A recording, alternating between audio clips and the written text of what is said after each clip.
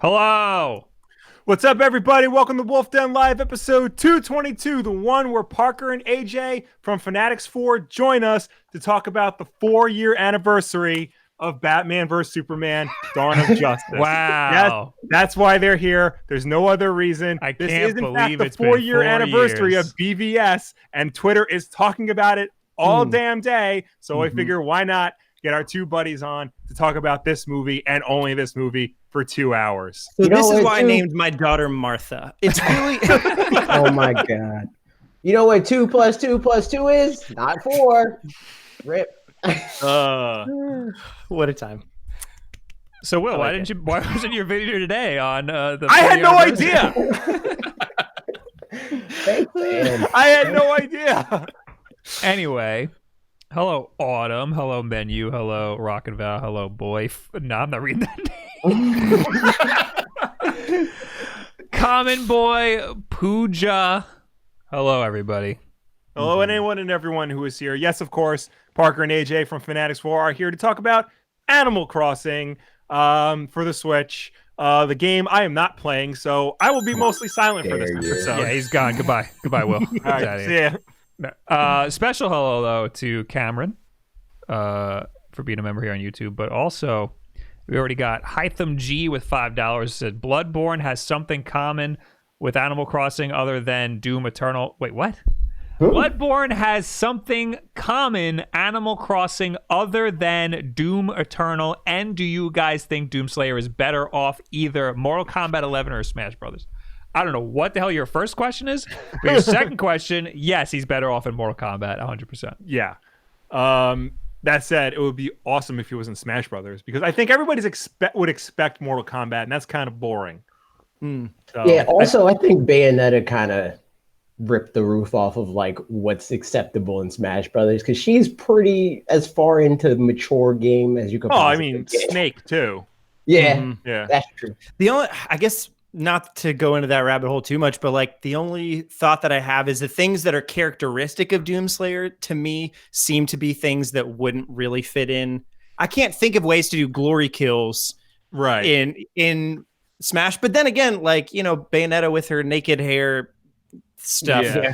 They did that kind of. I mean, knowing Nintendo, they wouldn't put Doom Slayer in the game. They would put Doom Guy in the game, because they always go with like the original, the classic look of the character instead of the modern version. For me, it's just a regional thing. Nobody cares. Nobody in Japan cares about Doom Guy, like, at all. Yeah.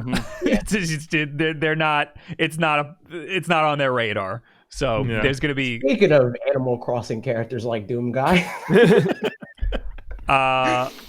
Blake Lindsay with $2. What do you think Diglett looks like down there? Thoughts, everybody? Go ahead. They know in Mystery Dungeon. They talked about it because Really? he got carried away, and then they were like, he was like, I hope nobody saw that or something like that. See, I just assumed like that was him. Like there's nothing underneath. Yeah, like he's not actually underground. Like, he just slides around on like a bunch of rocks. Yeah, the little rocks around him are part of him, and he's just flat at the bottom, like a stump. He's just a ball. I mean, I'll definitely think of it as just whatever that shape is. It's not a cylinder, but it's, you know, a bumpy circular cylinder kind of thing. I just think of that shape stopping at the bottom, like, you know, like a cup, and it's just like he's like a chub. Yep, pretty much. It just stops, and that's it. That's as much as I'd like to think about what Diglett looks down there, but like, I mean, you know. Or do you mean what he looks like down there? Is that what you're saying? Huge. Could be both. Massive. All right. I mean, we're done. Were you going to continue? Were you going to? We're talking about Animal Crossing today. I was going to talk about how it's getting review bombed. Yeah. And about how it's not vegan. But since 3 out of 4 of us have played it, we should just talk about the game itself. Now, I have never played Animal Crossing before in my life. My first experience with Animal Crossing was at PAX when we played it at the Nintendo booth. And I was like, I barely experienced Animal Crossing. I knew that it wasn't going to click for me until I played with, you know, my friends and everything. But honestly, playing alone the first day when it launched, I still had a lot of fun. Just day one. And but it's like it's I don't know why I did. Like it's just it's the same thing as those mindless games where you just unlock stuff, you know, you just keep unlocking stuff like a cookie clicker or something. You just keep unlocking stuff and you're just like happy that you unlock stuff, but there's cute characters. And that's what makes people like it. Appeal as like, you know how when you play like, whenever we used to play like narrative games where you could create your own character, the whole game is just that. It's create a character in the video game, except you're creating the entire world, you know? Yeah. You and know then it has the Pokemon appeal of, yes, like the cute characters that you want to, like, I want to make them all my friends. So it reminds me of Minecraft in the way that you just build the world that's around you, and that's the game. But also it reminds me a little bit of Pokemon, how Pokemon's an RPG that I would never play otherwise. If it wasn't Pokemon. Yeah. But there are really cute characters, and it really envelops me in the world. And that's what Animal Crossing does. It's a game that I would never play otherwise, but the world's really cute and cool, and I want to be in it. I think the pacing also reminds me of Breath of the Wild in the sense that, like, every time you're going out to do something, something else catches your eye and you're like, maybe I'll go do that. So there's always like 3 things. There's like, I was planning on making a wardrobe, but then like forgot that I was also doing this thing and that thing. Yeah. So like there's always, and it's like, so this is my wife's first Animal Crossing, well, my first Animal Crossing and hers as well. And she barely plays single player games, like really doesn't. So I don't know that she's ever, like we'll play like Jackbox or like Mario or we played some Captain Toad and a bunch of Luigi's Mansion together. But as far as like her sitting down and playing herself, like I would never walk downstairs and be like, you're playing a game. But I like 3 times I've walked downstairs and she's just playing Animal Crossing, and she's been playing it pretty much all day since it came out. But that was something she said where it's like, it just like takes advantage of your ADD. I was like, Well, we got to get it for Mom. Yes. Because she needs something to do. But right now it's so hard to get a Switch. Well, I saw Nintendo was selling refurbished ones, like a discount. I would like to get her a Switch Lite. But listen, if you're ever at Target and they got a Switch, just buy it, whatever Switch it is. Just buy it. Okay. I know. Like I said, Nintendo has them refurbished on discount right now because that's apparently the only way you can get them. The last story that we have here is about how hard it is to get a Switch right now. All right. But we'll talk about that later. Yeah. I haven't played Animal Crossing since Sunday, by the way. Since we last played. You got even more weeds. Part of the problem for me is that I don't want to face Tom Nook. What do you mean? I think my camera froze. Like I don't want to sit through this. Oh, we gotta. Today's a new day. We gotta do all this stuff.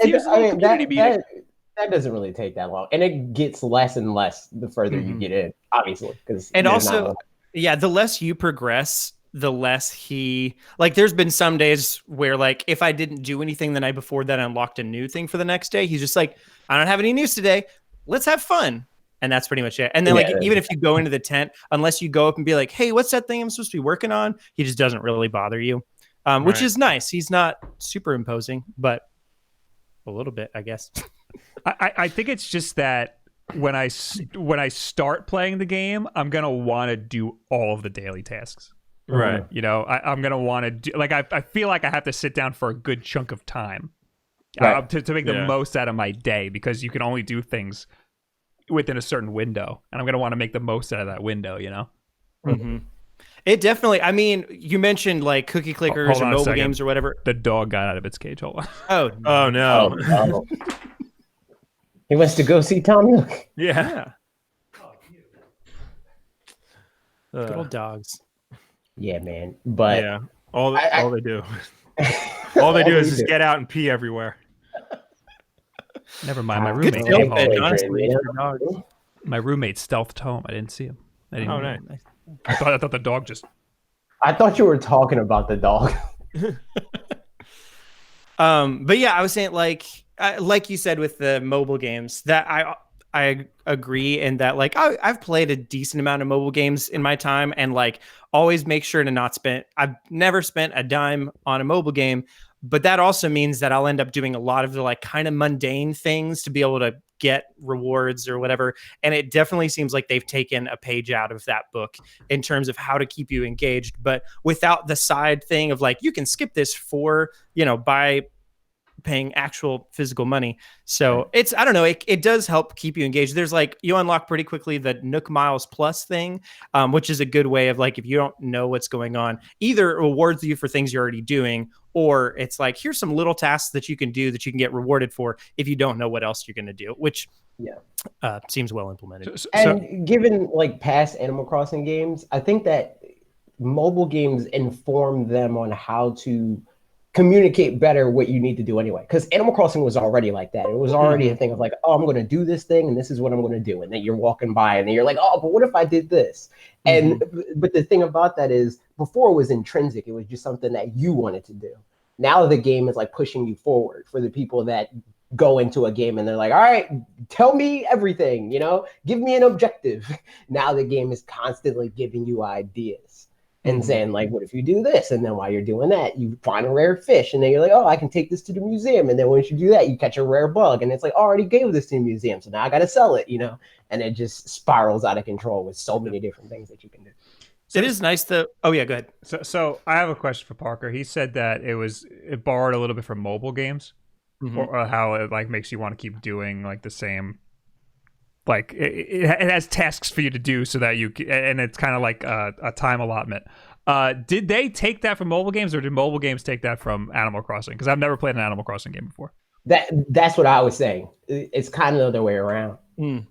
But Animal Crossing wasn't as like overt about it. Where like mobile games will straight up tell you like, hey man, you have this much time to do this thing, or you can give us money. Animal Crossing will kind of just be like, here's this thing that I can do. Like, it'll put it within the world, right? Like, some animal will come up and be like, hey, I'm selling the items for a decreased price, or I'm taking your items and paying more for them. But I'll only be here until tomorrow around 3 a.m., but it wouldn't like have like this. Whereas games are like, it's on sale now for 23 hours, and it has a countdown time. Like it's really obnoxious. That's true. I set up to have microtransactions, but they don't. Yes. They could have very easily implemented microtransactions. The one thing like cheating, because there's a bunch of what's the word I'm looking for? Yeah, exploits. Good job. You did it. Good way to go. There's a bunch of exploits you could do that are fun, but like within the game. Like last night, I spent probably an hour and a half making an island, a tarantula island, so that I could farm a bunch of tarantulas. And I came back and sold them for like 159,000 bells the next morning, which was fun. But also like, I'm not going to do that much because it was pretty tedious. I died a bunch of times and like, whatever. But that's like an exploit that's within the game that even though I don't think they... and I don't... It's obvious to me they don't really want you to do it because a bunch of the tarantulas, like they'll spawn only when no other bugs are spawned, but some other bugs could still spawn. So like I'd make all the other ones disappear and then some tarantulas would show up. But a couple of them were obviously trying to like only exist until something else could reach its spawn timer again, which was just funny to watch, like the tarantulas running away from me as opposed to the other way around. But all that to say, like, I think that's totally fine to do. It's weird for me to see people doing the like really hard time traveling though. Like I don't care about time traveling. I mean, I don't care about, do whatever you want. It's your game. But like, I don't care at all about time traveling, like a couple days or whatever. But anytime somebody's like, I'm going to time travel 3 years. Yes. Or not even, or more like so that I can get 10 million bells to be able to pay off everything really fast and experience the whole game within 3 days or whatever. Right. I'm like, I don't know why that bugs me, but like, that's kind of lame. I have an interesting take on the whole time travel thing. There was this whole thing going around on Twitter how people are like, it's okay if you're not that far in Animal Crossing. Everybody plays their own way. Take your time. And that seems like kind of like a slight to the people who aren't that far in Animal Crossing. You know what I mean? So like, of course, it's not a competition. You play the game however the hell you want. But when you see people like the first 2 days who are like super far, you're like, how come I haven't seen any of this? And then if you're a content creator like myself, other people are going to be like, how come you didn't get to this thing yet? And it's like, because I'm playing the game the normal way, dude. I didn't know that it even existed. I didn't even get to that part yet. Yeah, but again, anybody can play however they want. It's then when you get like reprimanded for playing how you want that it becomes a problem. Yes, and totally. that because that exists becomes an issue on both sides just because it's there, right? Like, because either side is going to want to justify the way that they play. Can we explain what time travel is for Will over here? I think I know what it is. Have you seen when Back to the Will Future? explain us time travel. Tell us how it works. Is it when you reset the clock on your Switch, so that you can move forward or back depending on what the system clock of your Switch says, so it affects the game? Yes. Yep. I 100% thought you were going to go, is it when you reach 88 miles per hour with 2.21 gigawatts? No, because I'm not a plebeian, Parker. So the thing is, Will, that you have you can only do things within a certain window in the game, and you get your resources will refresh every day or so. So you are actually like you can only play the game for a certain amount of time per day, basically. Right. You can't go over. So what people like AJ over here would do is change the clock so that it'll be the next day. Right. Well, I think that was a thing in all of the Animal Crossings, as far as I know. The only problem is in the previous ones, there was Mr. Rossetti who would come up and yell at you every time you did it. And every time you did it, he would yell at you for longer and longer and longer and longer. Correct me if I'm wrong, but isn't this the first game where he does not appear? Yeah, no, he's not. Well, he appears kind of. He's right, but he doesn't physically appear, but his namesake does, because he's like in charge of the rescue. So I can see why time travel has picked up the way it has for this game as opposed to any of the other ones. So I mean, look, sometimes you got to do what you got to do. Not everybody's going to play a game by the rules. I don't see this any different from inputting the Contra code when you play Contra. Right? Yeah, totally. It's just a much more complicated way to do that. I think it's more the feeling that, I mean, I guess that also defeats the purpose just as much, quote unquote, in Contra, it makes it really easy and then you can play it, but then you can see the whole thing. Same goes for this. So again, there's no reason I should be bad about it at all. This is my first Animal Crossing. It's not even like I have some kind of lineage with it that I should. Yeah, you don't have like an allegiance. Yeah, right, exactly. It kind of circles back to the whole don't use save states or the rewind feature when you play emulated games and things like that. Which I'm totally fine with. Well, this isn't like a skill-based game, Right. Yeah. My thing has always been, it's a game. You have to beat the game. And however you decide to beat the game, whether you're using the tools that the developers give you or not, if you're willing to cheat to beat the game, you got to beat the game. Prove your dominance. Yep. So for me, to get back to Bob's little, justify it, AJ. Why are you time traveling? You dirty time traveler. So when I got the game, I got the Australian version or whatever off the eShop, so I could play it on Thursday because I wanted to do like Animal Crossing 1 week later and all that stuff. I time traveled because I talked about, and I've been making Animal Crossing videos for like the past month straight. And I talked about how I've never done it before and I don't really understand the appeal of it. And a lot of the comment section was like, yo, you should try it and tell us what you think. So I was like, okay, I'll do that. So that was a major part of it. But also I wanted to unlock as much of like the more early game stuff, like the resident center and stuff like that's stuff that you should be naturally unlocking within like the first week or so. So I wanted to like expedite that process so I don't have to play it as much as I would have otherwise had to play it on this day specifically, because I need to write and edit and record and all this stuff. So I can't put that much time into playing the game so I can script the video. That's mostly why I did it. Content reasons. So I had an interesting conversation around that with Jimmy from Austin Evans' channel. This is, that's his sub channel. He was mad because a lot of reviewers, none of the reviewers mentioned that you can only have one island per Switch. So if you have like a girlfriend or like a sibling that wants to play on your Switch, they're gonna have to share an island with you. Right. And I also brought up that I was like, well, I mean, like that's a weird thing to catch while you're reviewing a game, to have somebody else use a different account on your Switch while you're in the middle of doing a review. But also, a lot of reviewers were time traveling so that they could see as much content as possible, you know? And that's also kind of like not how a lot of people are going to be playing the game. So that's like another, like, you kind of have to, for content reasons, to see as much as possible, especially if you don't get the game early. Like, AJ, you didn't get the game early, right? I got it from the Australian eShop. So you got it, I like, got it a day early. Yeah. A day early, okay. So still, like, IGN gets it like a month early. Yeah.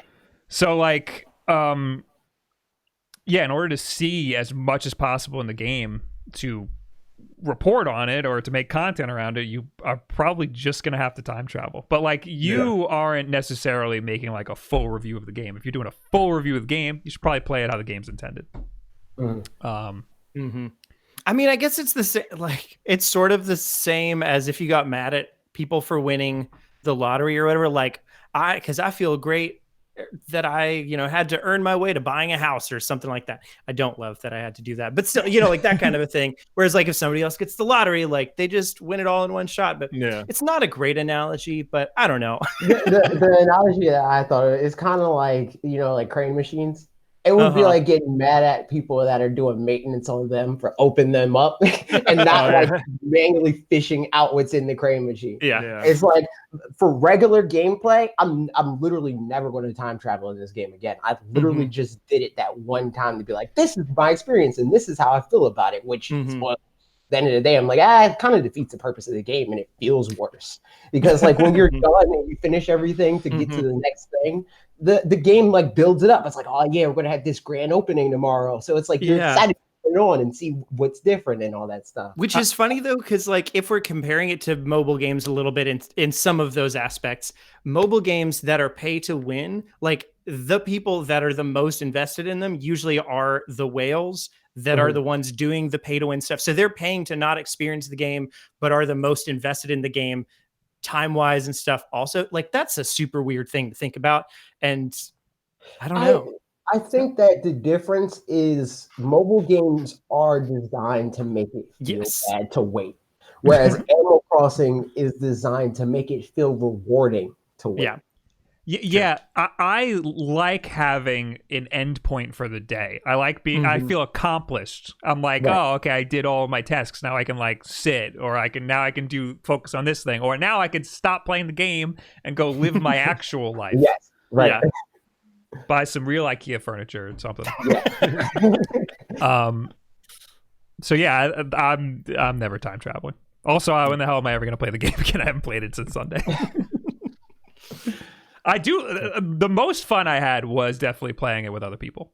Yeah, that was. It's real fun playing it with them. And how many people can you have on the island at once? 8. Because I feel like I want to just, like, open it up and see what happens. Do it. Yeah. How much damage could they possibly cause? If they're not best friends, Oh, okay.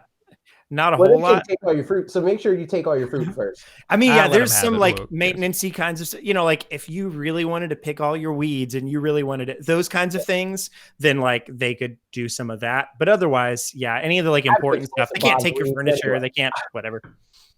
Can they chop down my trees? No, not unless you make. They can knock wood out of your trees, I think, but they can't take their. They can't pick it up. So basically, I'll just do all my stuff. Take their axe out. If you don't make them best friends. I'll just do all my normal stuff and then be like, all right, everybody come in. We'll see what happens. Right. That's pretty cool. Could be fun. There it is. Yep. All right. But some people apparently hate this game. Yes. Giving it zeros. Giving it nothing. Hey, look at that segue. Well, that is a perfect segue. People are review bombing this game. For what reason? So good sound effects. Good job. We're doing it. When I looked at the Metacritic before, it had a 91. Okay. Pretty good. But a 6.3 user score. Let's see what it's at now. Can I show my screen without ruining everything? Oh, wow. It looks nice when I show the screen. Yep. It's still the same. 91 and a 6.3 user score. So there's 2 possible reasons that I can think of that people are review bombing the game. But instead of telling you my thoughts, let's just read Nintendo Life. Once again, a major release on Nintendo Switch is being review bombed by disgruntled players. Animal Crossing New Horizons has been a huge hit with critics, ourselves included, and seems to be going down wonderfully with the majority of players who have been sharing screenshots of their island on social media over the past few days. Some players aren't as happy, however, taking to review aggregator site Metacritic to pile on its user review system. The game currently has an overwhelmingly positive 91, blah, blah, blah. And it's got 6.3 right now in the user score. The average score isn't as bad as it could be thanks to an even larger number of positive reviews, but the written reviews themselves make for grim reading. Almost every negative comment concerns New Horizons multiplayer, and specifically the way in which only one island can be created per Nintendo system. As we've come to expect, rather than assessing all aspects of the game calmly, users have taken the opportunity to drag the game down with a score of 0 to prove their point. Here are some choice comments. So these are comments on Metacritic that were picked by Nintendo Life. ... If you have more than one person in your home that wants to play the game, you need 2 Switches. Worst decision I have ever seen. I can think of a few worse decisions. You know, World War II happened. This even beats EA. Which is not true in any capacity. Congratulations, Nintendo. You have officially become the worst video game company this year. You're Wait, still young. They just became this, but Animal Crossing games have always been like this? That's wild, dude. Yeah. Bought to play with the worst wife. company for the last 19 years. Bought to play with the wife. While it is possible we can't have our own islands, after research, Nintendo has apparently locked each Switch console to one island each. From now on, we'll stick with our PlayStation 4. There's no Animal Crossing on there. At least Sony respects its customers. I don't think Sony does. At least Sony respects its customers enough to add cross-platform multiplayer well after everybody else has. True. Hey, man, everybody can have a PlayStation home, dude. The limitations of one island per Switch, and not per cartridge, per Switch, is nonsensical.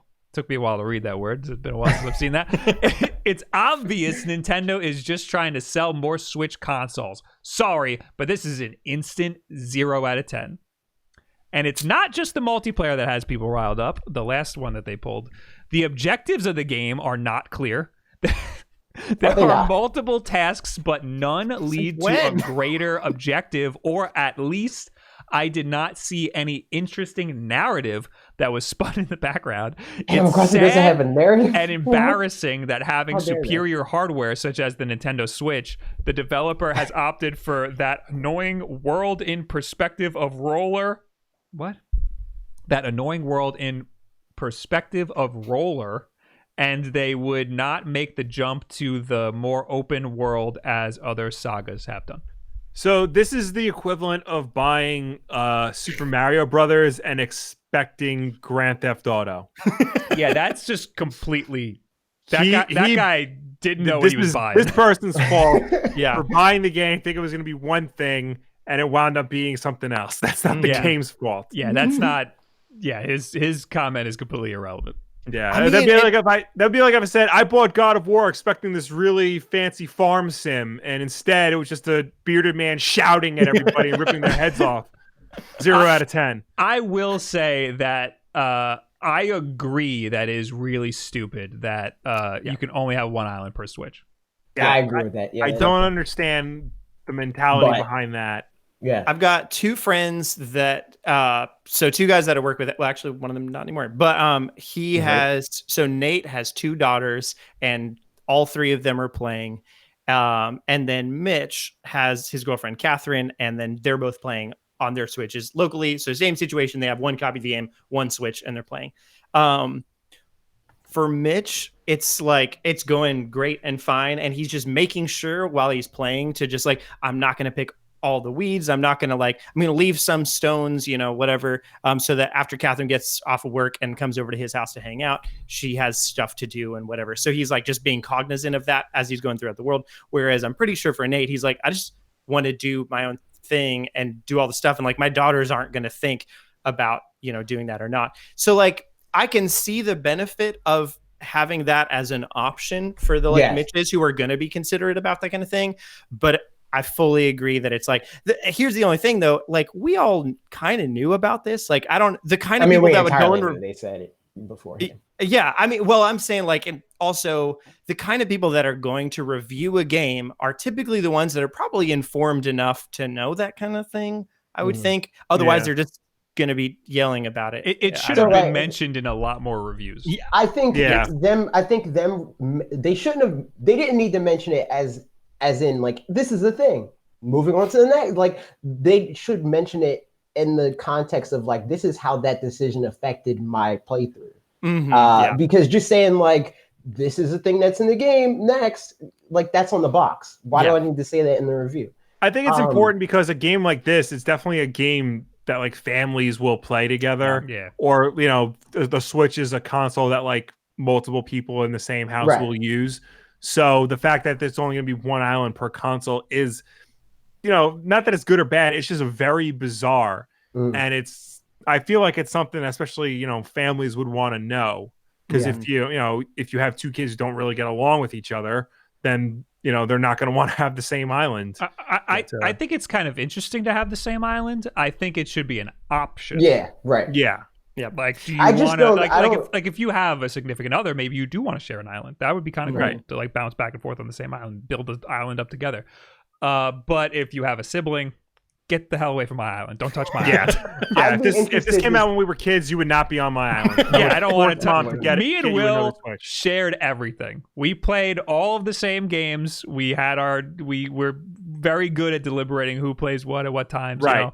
But I don't want to touch your island. I want my own damn island. You might have shared games, but I had my own. I had Pokemon Red. You had Blue. Yeah. Well, that's different. So you had the right version. Yeah. And Bob had the dumb version. You should have. But like, if you ever touched one of my save files, I would have lost my damn mind. Yeah. Because that's my damn save file.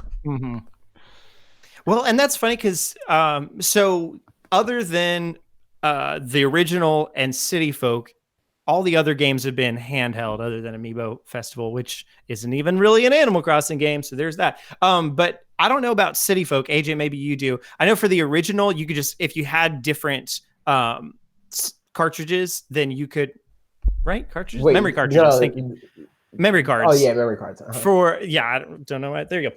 If you had different memory cards, you could have different save files. But if you were on the same memory card, then it would automatically make you have the same save file or share an island or whatever. Well, because you wouldn't have profiles, so that's not a thing. But so it's one of those things where it seems like it's kind of been that way, quote unquote, the whole time. It has been. But it seems like they should have thought ahead about that. Yeah. I would be interested to see what their like actual reasoning is, because Nintendo's like the type of company where it's like they'll have a reason, but they don't communicate it well. And not to say that whatever their reason is would justify it, but I just wonder what the decision is. And honestly, it could very well be like a Splatoon thing, where it's like, this was our vision for the game, and that's how we want the game to be played. Or it could be a technical thing because there's a lot of. I think honestly, like the other like big gripe that people had ahead of time was the no save data save cloud, whatever. Right, and I think that those are. I think they're intertwined. Yeah, because the reason that you can't, so Ashley and I, if we were, or Mitch and Catherine, they're on the same island, same profile and stuff. If Catherine got her own Switch and was like, I want to bring my save file over there, neither of them can tear them apart because they have the same villagers, they have the same whatever, and otherwise they'd be duplicating it, and that would be an issue. Blah blah blah blah. So there's that was what I want to talk about next. There's more to it than that. So you actually, your save file is tied to the Switch, and that's it. It's not only that you can't use it. It's not only that there is no cloud saves. Right. You can't transfer the save at all. So I tried right now because they do have this save data workaround or whatever that they're going to patch into the game. That's for a thing? Cloud saves if something happens to your Switch. Wait. Say that again. So they have a cloud save solution for people that lose their Switch or something like happens to it physically, that you can get your save back.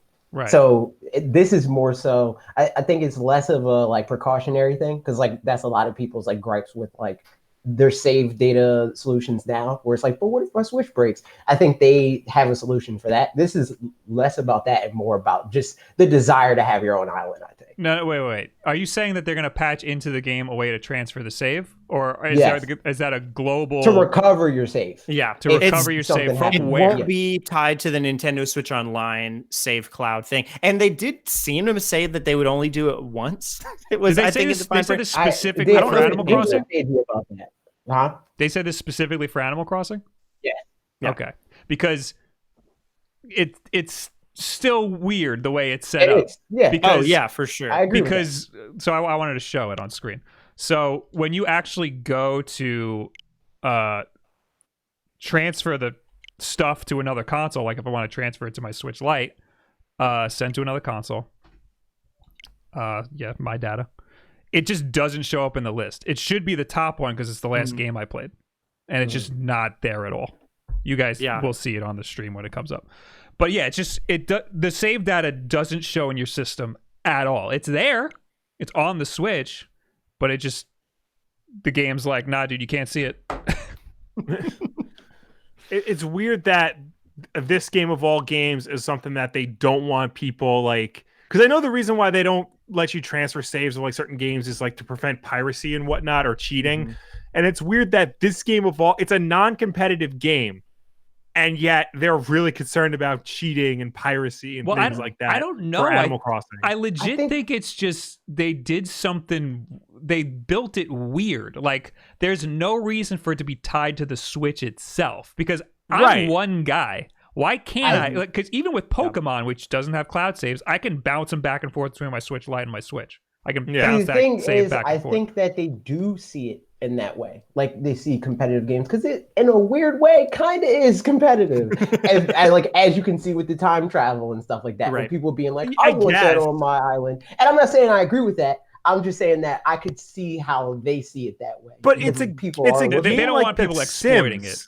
Yeah. They They don't want like people The like Sims. modifying the save or like same thing with Pokemon. They don't want people like modifying the save in a way where they can like duplicate Pokemon and stuff. Right. Just like I guess in Animal Crossing you could duplicate items and stuff, but still like who cares if you do that? But if somebody wants to do that, let them do a that. game about like hanging out. Yeah. You know? Yeah. I think it seems to me that like there's two aspects of it. One side of it is technical, kind of like what we were saying, which is if there's multiple accounts on one island on one Switch, which seems to me that it should be that they just give you a disclaimer. Hey, if you get a second islander on this thing, then there's not going to be a save cloud backup, whatever, that kind of a thing. But like, I think that's probably the technical side is related to that. And then the other thing with probably time travel, why they don't really like that. But then also all this stuff is I think they just seem to care a lot about the integrity of like what the game is supposed to be. Like if I am like, come on, man, about other people doing crazy time travel stuff. I can imagine them as creators, you know, like if I write a song or whatever, and then somebody does, I don't know what would bastardize a song like that, but like, how dare you make a bluegrass version of my song? yeah, exactly. I don't know. Sure. I mean, I'd be down with the bluegrass version, but nevertheless, you know, I could see them as creators holding on to that, but at the same time, like, come on, guys, just let people have safe clouds. I feel like we also have to mention the fact that this is the same team that developed Splatoon. So that informs the situation a lot more, because Splatoon is very much so that game where they want to like curate the experience and you just experience it how they want you to. And I can see, like, as far as islands, that's easily, like, you can easily use that to manipulate the game to get a lot of money. Because if you have two different islands that will have two different sets of fruits, and you could just bounce them back and forth between each other and stuff like that. Again, not to say that I think that that's a big enough problem to break the game, but I think that they might. Maybe Nintendo, they don't want you to take the save file, because in Splatoon, people figured out ways to just take the save file and then mess with it. But maybe they don't want you to take the save file and then put it online for somebody else to use, because like you can like max out get every item in the game and then just put it on a message board and be like, here's everything, go nuts. Also, you could theoretically make, I thought about this at some point, and I don't know if this happens, but sort of in the same way that MMOs, you can sell swords from MMOs or whatever in. Right. That kind of thing. Like, Like hey, in if the you real pay me, world. if you pay me $20 in real life, we can go on a server. I'll drop this sword for you or whatever. So like theoretically that could be a thing, but that could be a thing anyway. So Yeah, I was about to but say, if you can people duplicate stuff, people are absolutely doing that Yeah. anyway. Like But if people you are can, like, definitely being duplicate like, stuff "Oh, and you break need the iron game." nuggets or whatever? Yeah, I'll right. give you 1,000 Yeah, you iron nuggets." could just be for like, meet me in the $20. game. Give me your friend Yeah. code, or Yeah. I'll message you the stuff. Yep. So I don't know. Nintendo definitely wants you to play this game a specific way, but PETA wants you to play it even different. Oh my God, you're so good at this. We should just have him on permanently. What's funny is we only- just talked on our podcast about how How he's bad at that. Yeah. I stopped trying at segues because it's just more fun to not. But Yeah. You're so I'm good trying to at help. it. We need you to stay muted in a call, right? And only come in when it's time to change subjects. Because we spent too much time on this already. You're like, it's time to move on, dude. We got to get it. We got to get going. You're like the dungeon master. You're like, all right, they're spending way too much time on this topic. We got to move it along. Black Dragon, get in there, delete him. But first, we should get to some super chats. But that's the second, the whole PETA thing. That's the 2nd reason why I think people might be review bombing the game. Hytham G with $5 says, "Thank you, Bob Wulff, for agreeing with me about Doomslayer and the Bloodborne Animal Crossing thing. Came from IGN that I glanced a bit." So I looked it up after he posted that a while ago. I went and looked it up. I didn't watch the video, but apparently IGN did a video of 45 things Animal Crossing and Bloodborne have in common. That's weird. Great. That's a weird. It's very Well, I mean, look, they're both high traffic games. I'm sure, they know what they're doing, trying to get as much clickbait as possible. Muhammad Alamin with £5. I think Yeah, that's pounds. He says, "Can't do this Mario Maker 2 level. Tell me how to do this. It's called Frosty Forest Frenzy. Hope Bob has already done it. Course ID NCL0DB1LG." You're gonna have to tweet it to me or something, because I can't play it now. QR code scanner, and then scan it with your brain, and then tell them how to beat it. This is Or what we just need go- those Google glasses for. Come on, man. Go to twitch.tv/Wulff Den. Next time I'm put the notification on, so next time I'm streaming, you could drop that in there. And the last one, Connor F with $2 says, "Stay healthy, everyone." Oh, I'm not happy and healthy though. Just healthy. No, just be healthy. miserable and healthy, which is better than miserable and And unhealthy. Drink a lot of water, get a lot of sleep. Don't touch old people. Don't touch people, dude. Don't touch people, but definitely don't touch old people. Not a All right, so PETA doesn't like this game. Will's a vegan. How do you feel about it? No, you're a vegan. So Your I mom's feel a like I have to vegan. say this every It's time. off. For some reason, the Twitch chat just turned on me and is like, "Bob's a vegan now," because I ate vegan food one time. No, it wasn't one time. It was a trend. You were talked about vegan food on 2 different occasions. It's because and then it's I really not a specifically- trend. It's a Williamsburg is trend. People It's have, definitely a trend. people have to take it easy on him because he lives in Brooklyn now, and he's just And now he's surrounded even by more so veganism. becoming a vegan. What can he do? I get It's contagious. blindsided by Basically, it's veganism like- a lot over here. I'll Yeah. get something and I'll be like, "Why does this taste? Oh, it's vegan!" Every Yeah. 5 seconds, there's something. Every corner I turn, some freaking vegan food. It's vegan. So then I was talking about how he's vegan now, and then Twitch Not took it willingly. and ran with it, dude. And it's great, Yeah, I mean, Now he's trying to pawn it off on Will. See, the thing is, Will, were you informed that he tried to trick you into being the vegan? No, but then again, I'm married to a vegetarian, so I find myself eating vegan style food Pescatarian. anyway. Pescatarian. All right, There's if you want a to get difference. technical.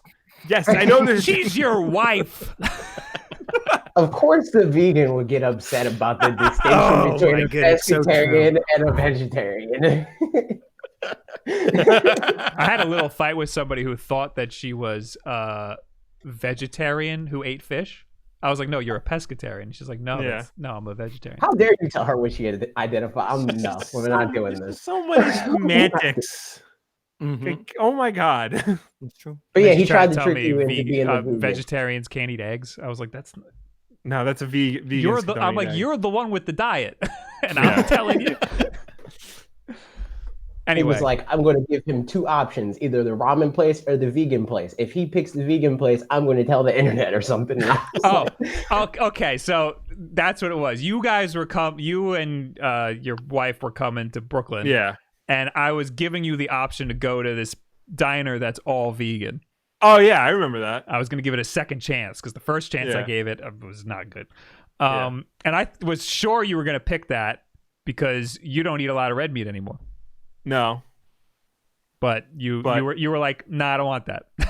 Yeah, we went to the ramen place. And it was great. Yeah, it was very good.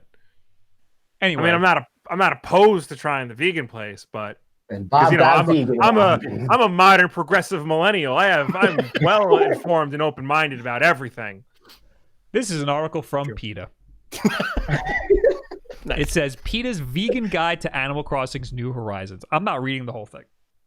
Okay. I'm just showing that there are bullet points. There are bullet points. Is it okay to catch bugs in Animal Crossing? Red X, no. From butterflies to wharf roaches, your island is a bustling home for various insects and other little animals. Keep it that way. Will. Okay. Fine. You red meat having... I got nothing else. I can't call you an SJW cock in this case. I feel like that. I feel like that's what they want.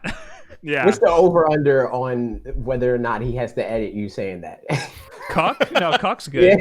Yeah. Okay. We're fine with that. Yeah. Blathers would like to build a museum of fish and insects on the island. Don't let him do it. But my question is, how did they get this picture? If they didn't do it. If they didn't do it. Yeah. You're so right. Just as fish don't belong in tanks, insects don't belong inside cramped cases in a museum for other villagers to gawk at. Your island should be a place where wild animals are free to live without being captured and exploited. In the real world, animals suffer in captivity at places like SeaWorld and roadside zoos. They're deprived of everything that's natural and important to them. In Animal Crossing, you have the choice to let the animals on your island live free from harm, so please leave them alone. Do clams feel pain? Is the very next thing that they say. And here's why you shouldn't. On your island, you can dig for clams. Here's why you shouldn't. I'm not going to read why you shouldn't. I'm just going to assume that it's bad because they're living. Yeah. Mm-hmm. Should it I has a red X next to it, so don't. You're telling me. I don't see any green check marks on this whole thing, though. That's true. Big nope. This game's a nope out of 10. Should I leave the hermit crabs in the game alone? I'm going to assume yes. Hermit crabs love hanging out on the shores and leave them there. Okay. They're not objects, they're individuals, it says. So there's that for you. What would a vegan eat on the island? They would the go to a same diner. Stuff that literally anybody else would. You can't eat anything but fruit in this game. Also, they don't have just the seitan wings or like the vegan diner in this game? Of course not. Vegan pizza? You gotta build it. You gotta build it. That's year 3. You know, only time travelers have that. How am I supposed to Uber Eats myself some vegan pizza in this game? You gotta also, get to year for what 6. It's worth, I mean, I'm sure, like, I don't know vegan technicalities and stuff. Oh, I got you. Don't all worry. of the all of the animals and bugs that you catch, I mean, kind of stay. If you place them, they're still swimming around in tanks. Yeah. You still put them. I mean, I'm sure vegans don't want animals to be in captivity either. Obviously, that's a thing. That's part of the thing. Yeah, no, further down, it's should I build a doghouse? If you get instructions to build the doghouse, don't. There's a picture. It's because there's a chain attached to the doghouse. Right now, countless dogs are constrained outdoors in all weather conditions with chains, just like the one pictured here, languishing alone and struggling to survive long days and nights without proper shelter from the elements. Monsters! If the chain heartless monsters! If the chain wasn't there, this would be perfectly vegan. Actually, no. Well, no, because PETA is very clear. They believe that all forms of pet ownership is wrong and harmful, and you should kill yourself if you own a pet. Well, so, Bob, you after this video, go drown yourself in the toilet for owning Rue. You That seems heartless monster. very challenging. They also kill more dogs than anybody. Yeah. So their idea is it's better to kill the dog than to own it. Yeah, exactly. According to their numbers. PETA is they're Hey a man, heartless- we're animals. The dog's animals. Circle of life, dude. PETA is a I heartless never saw Lion King. corporation. That's the problem. It's from like 2004, but it's still relevant. Penn and Teller used to have a TV show on Showtime called BS. I'm not going to say the whole thing because I don't feel like censoring myself tonight. But they You did an just episode did. on PETA, and it's incredible. You should all watch. You should all hunt it down and watch it. We shouldn't what's the hunt down show- anything. PETA Yeah. would red X true. that immediately. Exactly. So is it a show? Is it kind of like I'm very curious now, just as an aside. So, like, because most of what they do now, I mean, it's like all magic stuff, fool us, and Yeah. all that kind of stuff. But is it just about like businesses or like things that are fake or It's about Like it's about Mythbusters kind of them. thing? No, it's the best way I could put it. It's about them looking at everyday things and applying their libertarian mindset to it. oh, fun? And most of it's like debunking, like Gotcha. certain debunking. Sometimes it's just something as silly as like alien abductions, and sometimes it's Mhm. like gun control or things like that. So, Gotcha. but it's very interesting, especially the PETA one. So Yeah. there you go. Sounds fun. Doesn't Gus Johnson also have a PETA video? I feel like he does. Look that up. Probably. Sure. Tom Nook. Gus Johnson vegan. I mean, PETA. Is Tom Nook exploiting you? Of course he is. This Yeah. I'm on board with, dude. He 100% is. No. Yeah, he is. But what does that have to do with veganism? Yeah, like this is like that's pro-vegan. So, dude. this is what it says. Tom Nook is a Tanuki or raccoon dog who are often killed for their fur. Others like him in the real world are beaten, anally electrocuted, gassed, or skinned alive. Cut him some slack. Now I wanna make a note that anally electrocuted is a link, and I did click on that link, and there was no anal electrocution. There was a lot. I mean, everything else was there. It was a horrific video, and I sat through Wait, the whole do they thing die from waiting that? to 'Cause- see what anal electrocution looked like. So they're dead because that's what electrocuted means. Yeah. That would kill them. Yes. Yes. Okay, gotcha. But So isn't that basically, what The they're video- saying is because real Tanukis are like tortured for their fur, it's okay that he's exploiting you. Oh. Oh, wow. okay. Cut him some Wow. slack. Yes, Yeah. Okay. Well, because his people are. I got oppressed. bit by a dog one time, so like, Yeah. it's all even, dude. It's copacetic. There you go. How could you spread animal rights through Animal Crossing? You want to be that guy? Now, this is a conversation that I had with AJ. They basically want you to not build the museum because they don't want you to capture any animals and put them in the museum. What does that do to your like, can you even progress in the game without building the museum? I don't. Yes, but no. There's Well, like a hard stop. So like, there's stuff that you can Yeah. do, but there's stuff that you. Well, also but even can't like do. to Bob's question of just progressing, period. Like one of the first things you do. Well, I guess you don't have to have, because you give Tom Nook like here's some critters and stuff. But if you Right. just don't do that, because I did that like right at the beginning, so that felt like part of the intrinsic progression. But I guess if you just don't do that, that part just doesn't happen. But your house still gets built up and those kinds of Yeah. things. Like Okay. there's stuff like that you can do, but there are things that like the museum like exponentially increases. So like you get more villagers and more like facilities and stuff like that. The higher quality your village is, or Mhm. island in this case, and your museum is a big part of that because it's a tourist attraction. Also, the so- rate at which you make money would be just abysmal for what it's worth. I mean, Yeah, because it would just be from like selling wood and building stuff and selling that. oh, if you do every vegan thing, yeah. Yeah, Right, if you like don't catch fish, if you don't Right. catch bugs or whatever, and sell them like You just got to Pretty hard. duplicate everything. That's what you Yeah, got to pretty do. much. You have to cheat. If you're playing the PETA way, you have to cheat. pretty much. So I just got a tweet from oh shoot! From PETA? no, from my dog. It's from Wulff Den. It says, At PETA, I love my owner, Bob. Well, if he takes good care of me, F you. Oh, okay. And he's got an Android phone. When'd you get him that? Dude, I don't know, man. He probably ate it outside. Listen to this. I was walking him before, and he was eating something. I don't know what he just got something in his mouth, and I was like, what is that? Drop it. And then he just goes, "Bleh," and it was a whole pigeon's foot. Oh my god. Just, "Bleh." No thanks. So does that mean "Oh." that he ate the entire pigeon, or did he just eat the foot?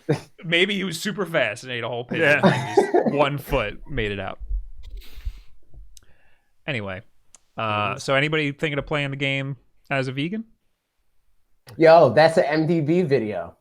Yeah. Oh man, true. Yo, that's actually a really good idea. Can I play the game, or how far can I get as a vegan in Animal Crossing? I was being serious. That's an MDB video. That is, yeah. I'm gonna pitch it to him, and then he'll never do it. Do we get super chats? We did. We did. Where are we? John Halstead with $4.99. Hope you BB boys are good. Also, the dude next to Will kind of looks like the vocalist of Counterparts. I gotta look that up now. Yeah, me too. I looked it up earlier. I think it's Brendan Murphy. I'm gonna assume Maybe? it's this guy in the middle. Counterparts. Maybe it's not Brendan Murphy. I don't Maybe? know. Do I Okay, know all any right. songs by Counterparts? This guy can't be this guy. It's gotta be this guy. I've heard of Counterparts. I don't. Yeah, think I haven't really listened to them a whole lot. I mean, they should be up my alley. Yes. What you video in games this, have in they this been one on? picture you are the same. All of them. They actually have been in every video game. All right, because I stopped playing Tony Hawk regularly after Underground 1. So if they're in any of the later ones, I'm lost. Parker, you didn't tell me you were in Counterparts. You know what? And you It's smoke a little- jewel? I do what I can, man. I try to stay vegan, but I gotta have something. You got to connect with the kids. Is that vegan or no? I guess. Smoke is a living. There's ghosts in smoke. For what it's worth, I mean, technically, so are plants. So, like, we're all wrong, dude.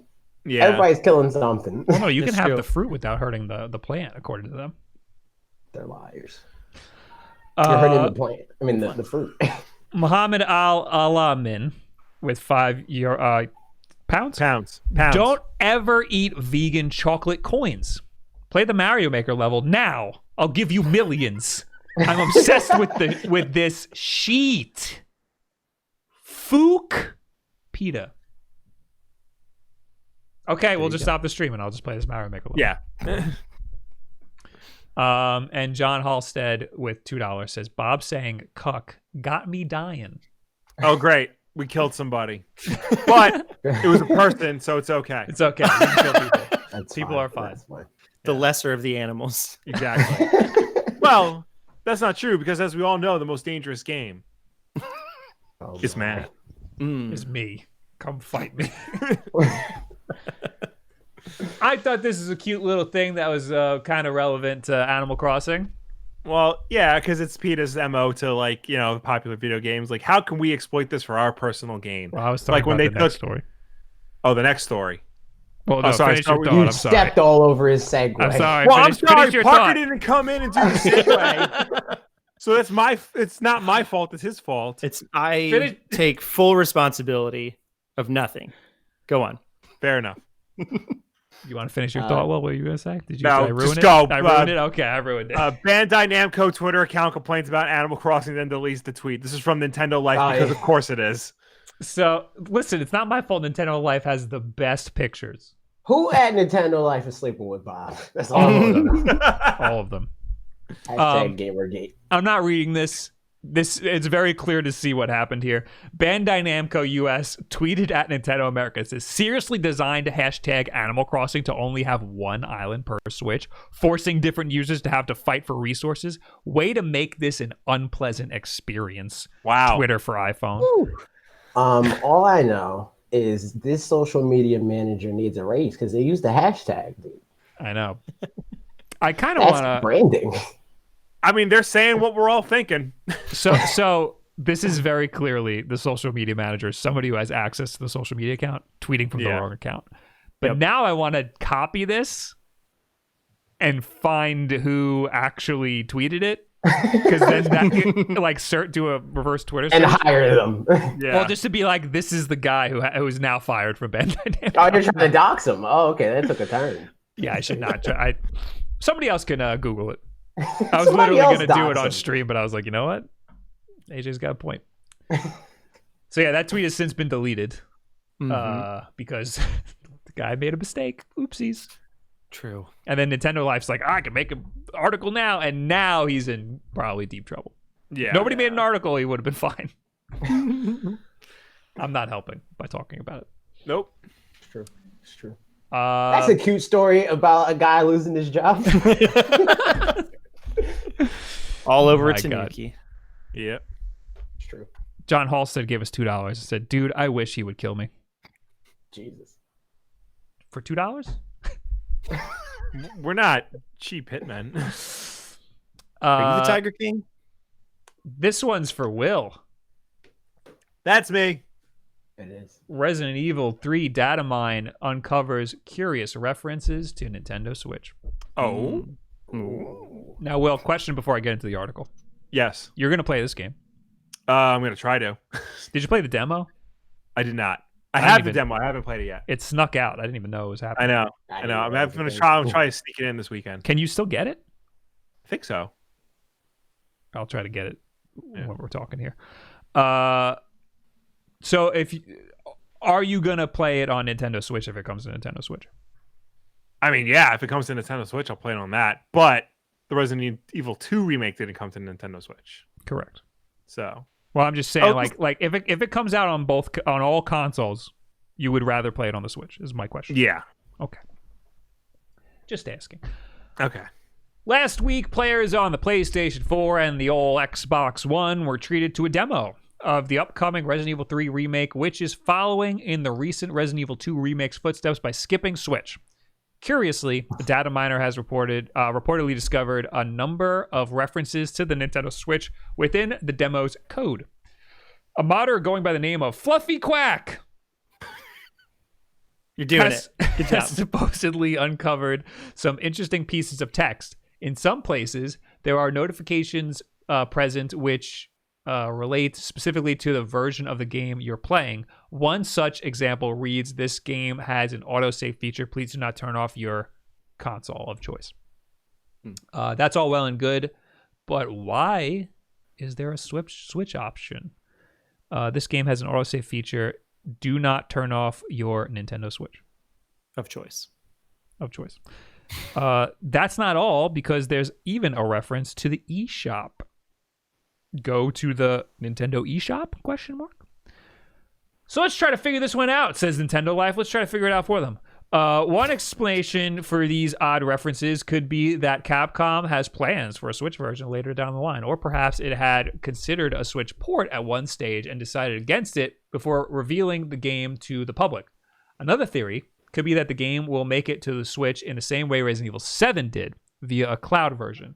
The reasoning behind the code's existence is unknown, but it's hard not to wonder about what might have been.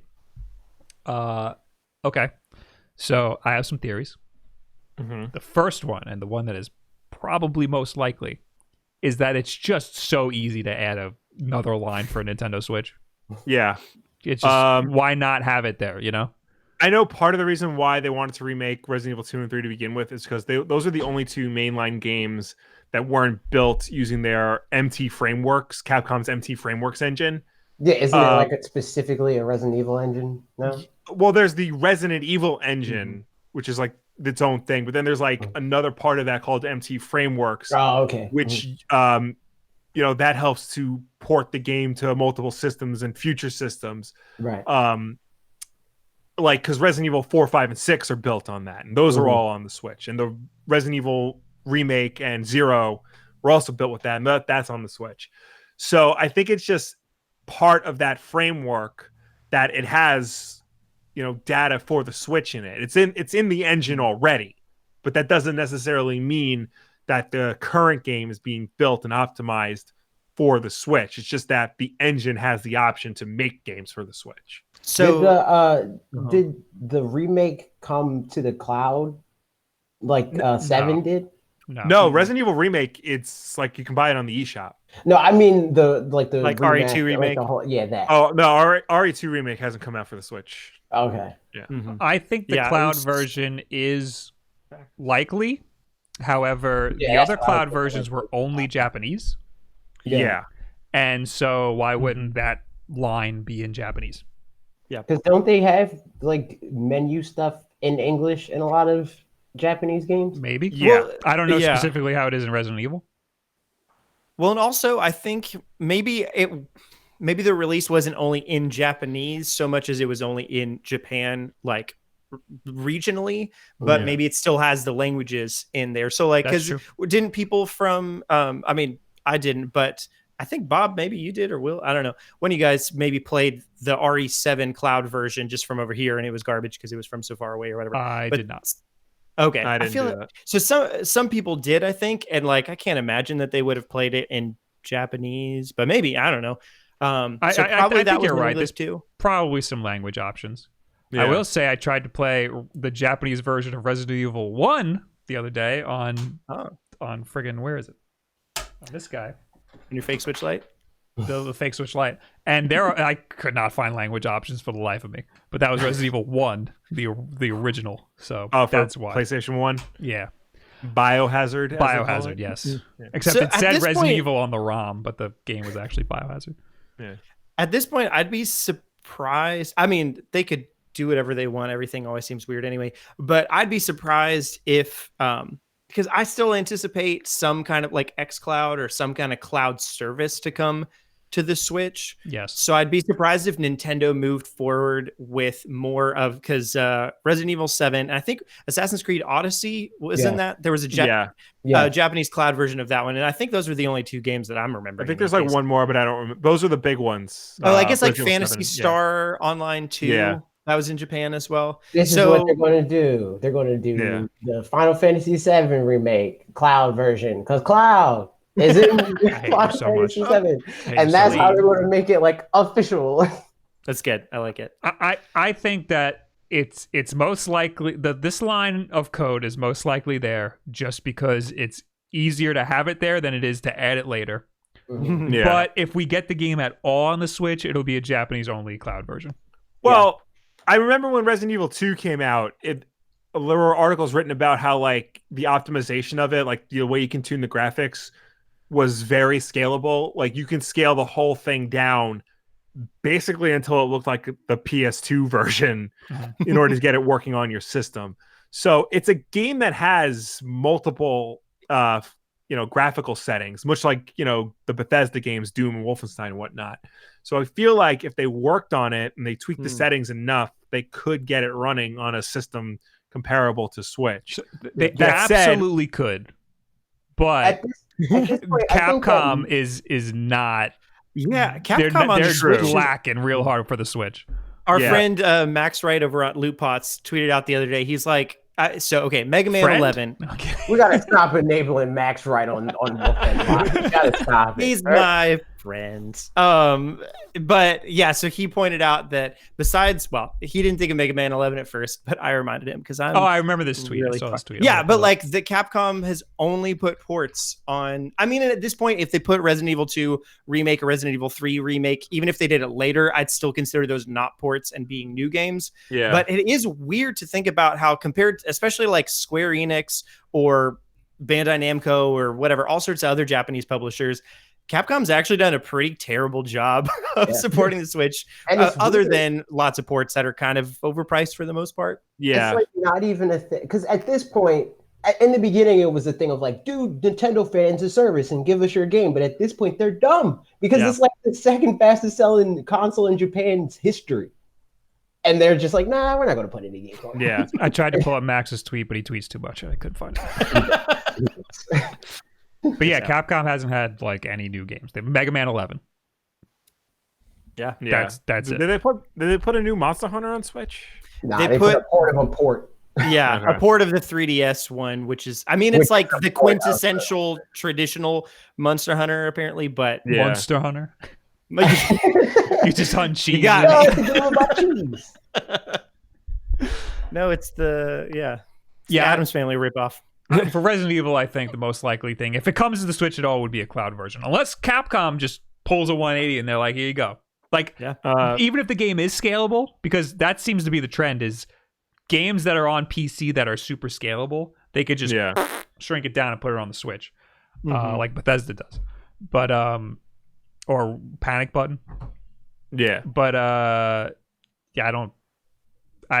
think going from the past, most we'll see is a cloud version that's only in Japan that you can get through the Japanese eShop very easily if you want.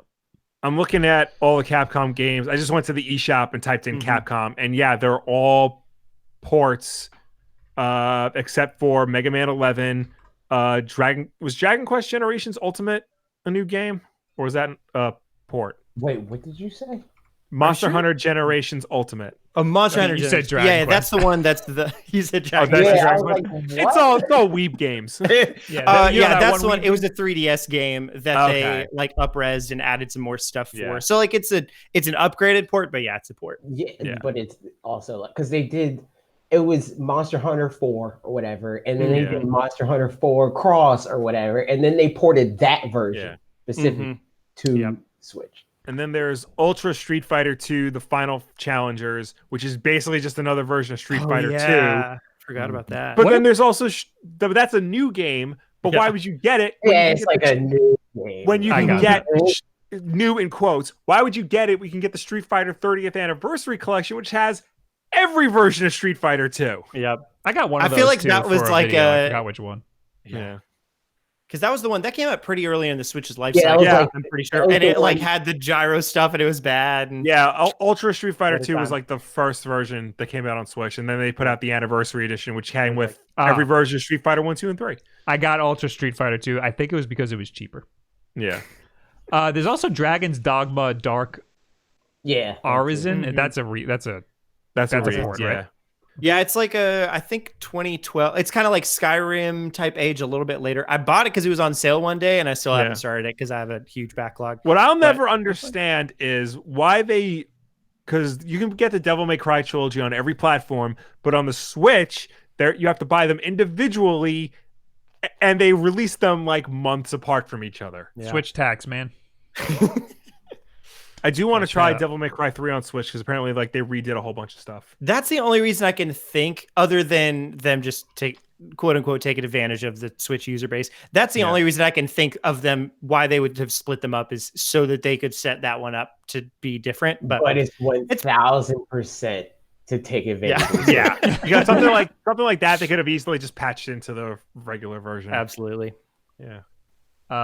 Speaking of taking advantage of people, the Switch has now surpassed Wii's lifetime sales in Japan. Wow. I'm very confused how that connects to that, but all right. Don't worry about it. Don't worry about it. It's taking advantage in a good way, taking advantage of good opportunities of people wanting certain things. You know what it's good. Yeah, I'm with you, Bob. Now, this is a big deal because, Will, what number did the Wii rank in best-selling consoles of all time? Like 3 or something. For home Very consoles, yeah. Yeah, home consoles. Does this Switch counts, right? Yeah. As a home console? What do you mean? Does it count As a home console? Yeah, Yeah, it absolutely yeah. counts. All right, well. Switch now passed Wii lifetime sales in Japan. Lifetime, Yes. that's a lot. That's a long time. Yeah. Mm-hmm. The But Nintendo just Switch, in Japan. yes, Which just is- in Japan. The grand scheme of things, by the time you get around the Wii, it's not that impressive. I think it's pretty friggin' impressive. No, I just mean it like because once you get to Wii, that's when like home consoles started falling off in Japan, and like handheld sold significantly more. That's the only reason why I say that. Like, it's impressive that it outsold its lifetime in like 3 years. Yeah, but the Wii But- did so good though. Yeah. Mm-hmm. I'm really curious to see going forward is what Europe sales end up looking like, because like Switch is doing real strong in the US and real strong in like super strong in Japan, and Europe is like definitely doing well, but I'd be curious to see how it compares to like PlayStation is just It owns just the console of choice in most places in Europe, mostly because like FIFA games, like certain things that, whereas in the US it's split up within, like if you're going to play Call of Duty, half the people are going to play it on the PS4, half on the Xbox One or whatever. Whereas in Europe, like that's just going to be the PlayStation 4 or current PlayStation system and stuff. So seeing that on the charts would be really interesting to me. So I don't know. I don't know. I don't know where, like, I don't know how the last time this was updated, but here's the wiki list of the best-selling consoles. This is handhelds and home consoles. Number one is PlayStation 2 with 155 million, which is insane. Number two is Nintendo DS with 154 million. So it's like right there. Yeah. Then Game Boy Color, they loop those together, which is I don't know if I agree with that. PlayStation 4 is next, which is insane. Then PlayStation is dominating. Then Wii. So the Switch is all the way down at number 1, 2, 3, 4, 5, 6, 7, 8, 9, 10, 11. Did I skip one? Fuck. Damn it. God damn it! 12 or 13. It's number 12 or 13. So we were doing so good. So it's got a lot of catching up to do, but in the track of things in Japan, the Switch has eclipsed it just by a little bit. What pushed it over the edge was Animal Crossing. Yeah, which sold freaking 18 million units into it was like 400,000 Switch console sales, so this was interesting too. So Daniel Ahmad put out a tweet that showed a chart of the Switch console sales in Japan over the past couple of weeks. And this last week, it was, like 400,000 consoles, and probably, I don't know, ballparking like 65, 70% of that was Switch Lites. And then the other percent was original Switches, which have been, because of everything that's going on, really hard to, like, the manufacturing has been low, I guess, and all that kind of stuff. So like they haven't been selling as many of them because there aren't as many to sell, which factors in a little bit later in what we're talking about and other things, it looks like. But let's read his tweet, why don't we? Nintendo Switch hardware sell-through exceeded 390,000 this week in Japan. Sales driven by Animal Crossing launch. I can't read AC without thinking Assassin's Creed. Record week for Switch hardware, beating original 2017 launch week. Which is insane. Yeah. That's because there's barely a user base and there were barely any games and people still didn't trust. It was mostly because supply constraints. Because Japan was going to buy a Switch regardless. They knew a Splatoon game was coming. I don't know. I think people were still weary about Nintendo at that time. No, definitely. Like they were at capacity with Switch the whole time in Japan. They were at capacity in the beginning, but I still think that the sales weren't that great because people didn't believe in the Switch at the very beginning. I don't know about that, but we can move on. Launch of the new specifically, I didn't mean Japan.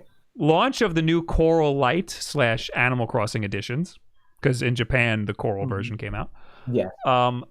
Light easier to find than OG model given recent shortages.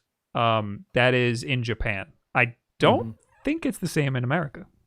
It seems like I haven't been to the store a lot recently for obvious reasons, but like. At least anecdotally from where I'm around, that's definitely been the case where there's no Switches in the display cases, but there's a bunch of Switch Lites. I want a Switch Lite. Buy it next time you see it. Why do you need another Switch Lite? For Mom! Oh. No, you want to get a regular Switch. No, I want to get her a Lite. But so the interesting thing to me with the Switch, because there's been a lot more Switch Lite sales recently than the original Switches because they're hard to find, I wonder if that will prompt more original Switch sales down the road from people that get the Switch and they're the Switch Lite and they're like, man, but like it would be great to play it on my TV and that kind of thing. Whereas the other way around happens for sure. Like there's people buying Switch Lites as their secondary one, but less so I think than the like almost obligatory. There you go. You got there. We did it. We made it. The obligatory purchase of the OG Switch once you have the Switch Lite for a lot of people, I feel like, to be able to kind of expand that, experience. I think the only reason people would have buyer's remorse for a Switch Lite is because it's cheaper. Maybe they're getting it just because it's cheaper. I think most of the time, that you're just gonna play it portably. you know. Other than just the shortages thing is, I guess, part of the conversation That too. in this case. But maybe if that's the only one available, they'll have buyer's remorse down the line. But yeah, I could totally see. I mean, like, it being cheaper is definitely incentive for people being like, I want to try it. I'll just get the cheaper one, and then being like, ooh, but that would have been. No, I could see that for sure. Daniel Ahmad went on to say, fairly notable that Nintendo were able to build up a large supply of units for Animal Crossing launch week. Will be interesting to see how supply holds up in the following weeks. The Nintendo Switch has also surpassed the Wii in lifetime hardware sales, 12.7 million in Japan. That's so much. The question that I have is, do you guys think that the situation that we're in hurt or helped the Japan sales? Because on one end, it definitely the coronavirus. I didn't want to say it because I didn't want to get your the Kaduna virus demonetized. But all right, like we're far enough into the podcast. YouTube isn't listening anymore. But it definitely lessened the physical sales, right? Yeah. But do you think the digital sales made up for it? Do you think that it might have sold more, or do you think that it sold more because of the coronavirus and everybody being home and having? You're talking about Animal Crossing, yes, specifically. Yes. I think it helped. I mean, in terms of Animal Crossing, yeah, I think it helped that like that and Doom. You know, that there were two big games coming out, so that people had things to play while they went into quarantine. So do they still even count digital sales? What do you mean? Usually they don't report on digital sales at all. So that, we got to figure later that the 1.8 million is all physical, but somehow we were able to get 2.5 million, including digital in there. I don't know where they got the numbers from, but so Nintendo usually reports on like the combined number, and that's just Japan, by the way. The only thing that's like reported widely by like Famitsu is all physical. Although I think some download cards also get included with Famitsu. So like, like if you go to your Target or whatever, and there's download cards for Switch games, that'd be that. So do we know how many digital sales there were? Like download codes. So digital. Well, I don't know. We probably don't know the download code versus physical, because that would all be retail. But we know that 1.7 or sorry, 0.7 million, 700,000 digital sales in Japan. Sounds like, if the 2.5 million figure is right. So part of the 2.5 million is 700,000 digital sales. Mm-hmm. Okay. Yep. And you're asking if the coronavirus has to do with that? Yeah, I'm asking if you guys think that it makes it better or worse. It hurt or helped Animal Crossing? I think if anything, it helped. I don't think it hurt. I honestly, I don't know, because there's people. I mean, this is all anecdotal. I don't know. I can't like have like a hard proof of this, but there's people that want a physical because they're crazy. they have to have it physically. But I'm like that with other consoles. I'm not like that with Switch. AT will straight up not buy a game if he can't get it physically. So he'll be like, I'll wait until I can get There's a lot of people like that. I have friends that are like that. They're all weird. But again, I'm one of those people for PlayStation. Like, I need to have a physical one. But you all know me, and you all know that I'm weird. But then there are people who are home and are like, I got nothing to do. I guess I'll see what this new Animal Crossing game's all about. So I think it kind of balances out. I think it might lean towards so many people that did that, where it's like, I'm home, I'm playing Animal Crossing, and then so many people did that people are seeing all their friends play Animal Crossing, where it's like, I guess I gotta play this now. Yeah, I think it might skew towards helping Animal Crossing, but I would think so too. I don't think it's like exponential, I think also same kind of thing where it does both for console. So assuming that it's already, Switch owners buying the game, then I feel like it does both for the reasons that you said exactly. And then people who don't have the console, I feel like it hurts it because on one hand, because they don't want to go out and buy it, but it helps it in the sense that, well, I need something to do now, so let me go ahead and get this thing. So like both of those things as well. Console sales is weird because you need to go out and get it, or somebody's got to ship it to you, Ashley didn't she was telling her sister, she was like, you need to get Animal Crossing, you would like it so much. And I was like, yeah, but she would also need to buy a $300 or $200 Switch and then get the game. that's pretty different. And she's like, yeah, that's a good point.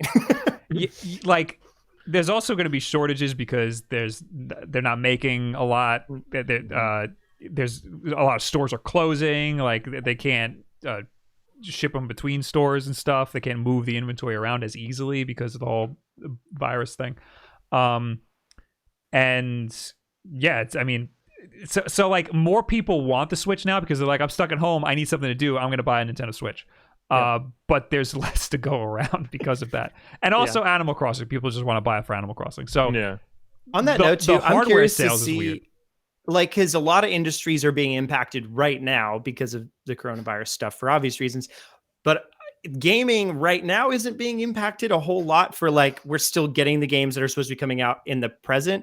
But it kind of like with the writer's strike thing back in 2008 or whatever, where it kind of impacted the future a bit. 6 months from now or 9 months from now, is there going to be a huge drought for a little while of games that were supposed to have been finished up and in their last stages right now? You know what I mean? Because they're talking about like delaying games like Final Fantasy VII potentially, and they're talking about like delays with updates to like Smash Brothers with the DLC, and updates for this game. You know, like the events and stuff.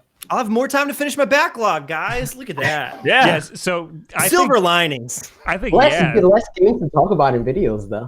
This holiday season, we might get less games than we normally would have gotten. Well, this holiday season is supposed to be the Series X and the PS5. Yeah, so that might get affected by it. Yeah, that's manufacturing is going to affect that. Yeah, but China's at the end of the curve. They're coming down. That's true. So maybe not, but yeah, that's straight up hardware manufacturing. That's going to be a huge hurdle to overcome. At least with games. Yeah, and I wonder how much of the like manufacturing, like percentage wise, is being done now. You know, Or would have been being done now if they could. I mean, it seems like they were working on the hardware right up until like freaking 2 weeks ago. So like, they're probably trying to fire them out right now. Yeah, remember when they had that video about the PS5? I know we all talked about it last week, but man, that was bad. It was a GDC talk. Yeah. Oh, dude, it was fine. I mean, like, it was what it was train. supposed to be. It was just funny. Anyway, the last article on here is buying a Nintendo Switch is hard to do right now. Yeah. It's proven hard because they're out of stock pretty much everywhere. There's nothing on this article. But it's true. You go to Amazon, and you guys were saying you were in the stores and you couldn't find any. Also, I just went to the Nintendo eShop, or like Nintendo's website, to try and buy a Switch refurbished because I was typing it up before, and you can't because they have this banner that says, due to preventative measures put in place for COVID-19 and in accordance with federal and local guidelines, our fulfillment centers are closed and we are unable to take orders for physical products until further notice. So even Nintendo doesn't have Switches to sell. Oh, we're on it. Oh, yeah, there it is. Yeah. There it is. Crazy. So on Amazon, you go to look for Switch consoles. So you want the Mario Kart 8 bundle? Too bad, $546. You want the Coral Switch Lite? Not out yet. You want a regular Hack 001? $396. You want a Pro controller? Now's the time to buy, my friend. $59. That's a good deal. Here's the question, though. Which of these come bundled with toilet paper? Yes. I don't know why, but a Duracell battery's in here. You want a Duracell? You probably got to go to eBay for that bundle. That's true. So you can get a Switch Lite. However, if you click on the only one that looks like it's available is the gray one, which I think might be the best looking one. Honestly, it looks it's like a cool gray, and it's got the way it looks with the white is really cool. But if you select, it says see buying options.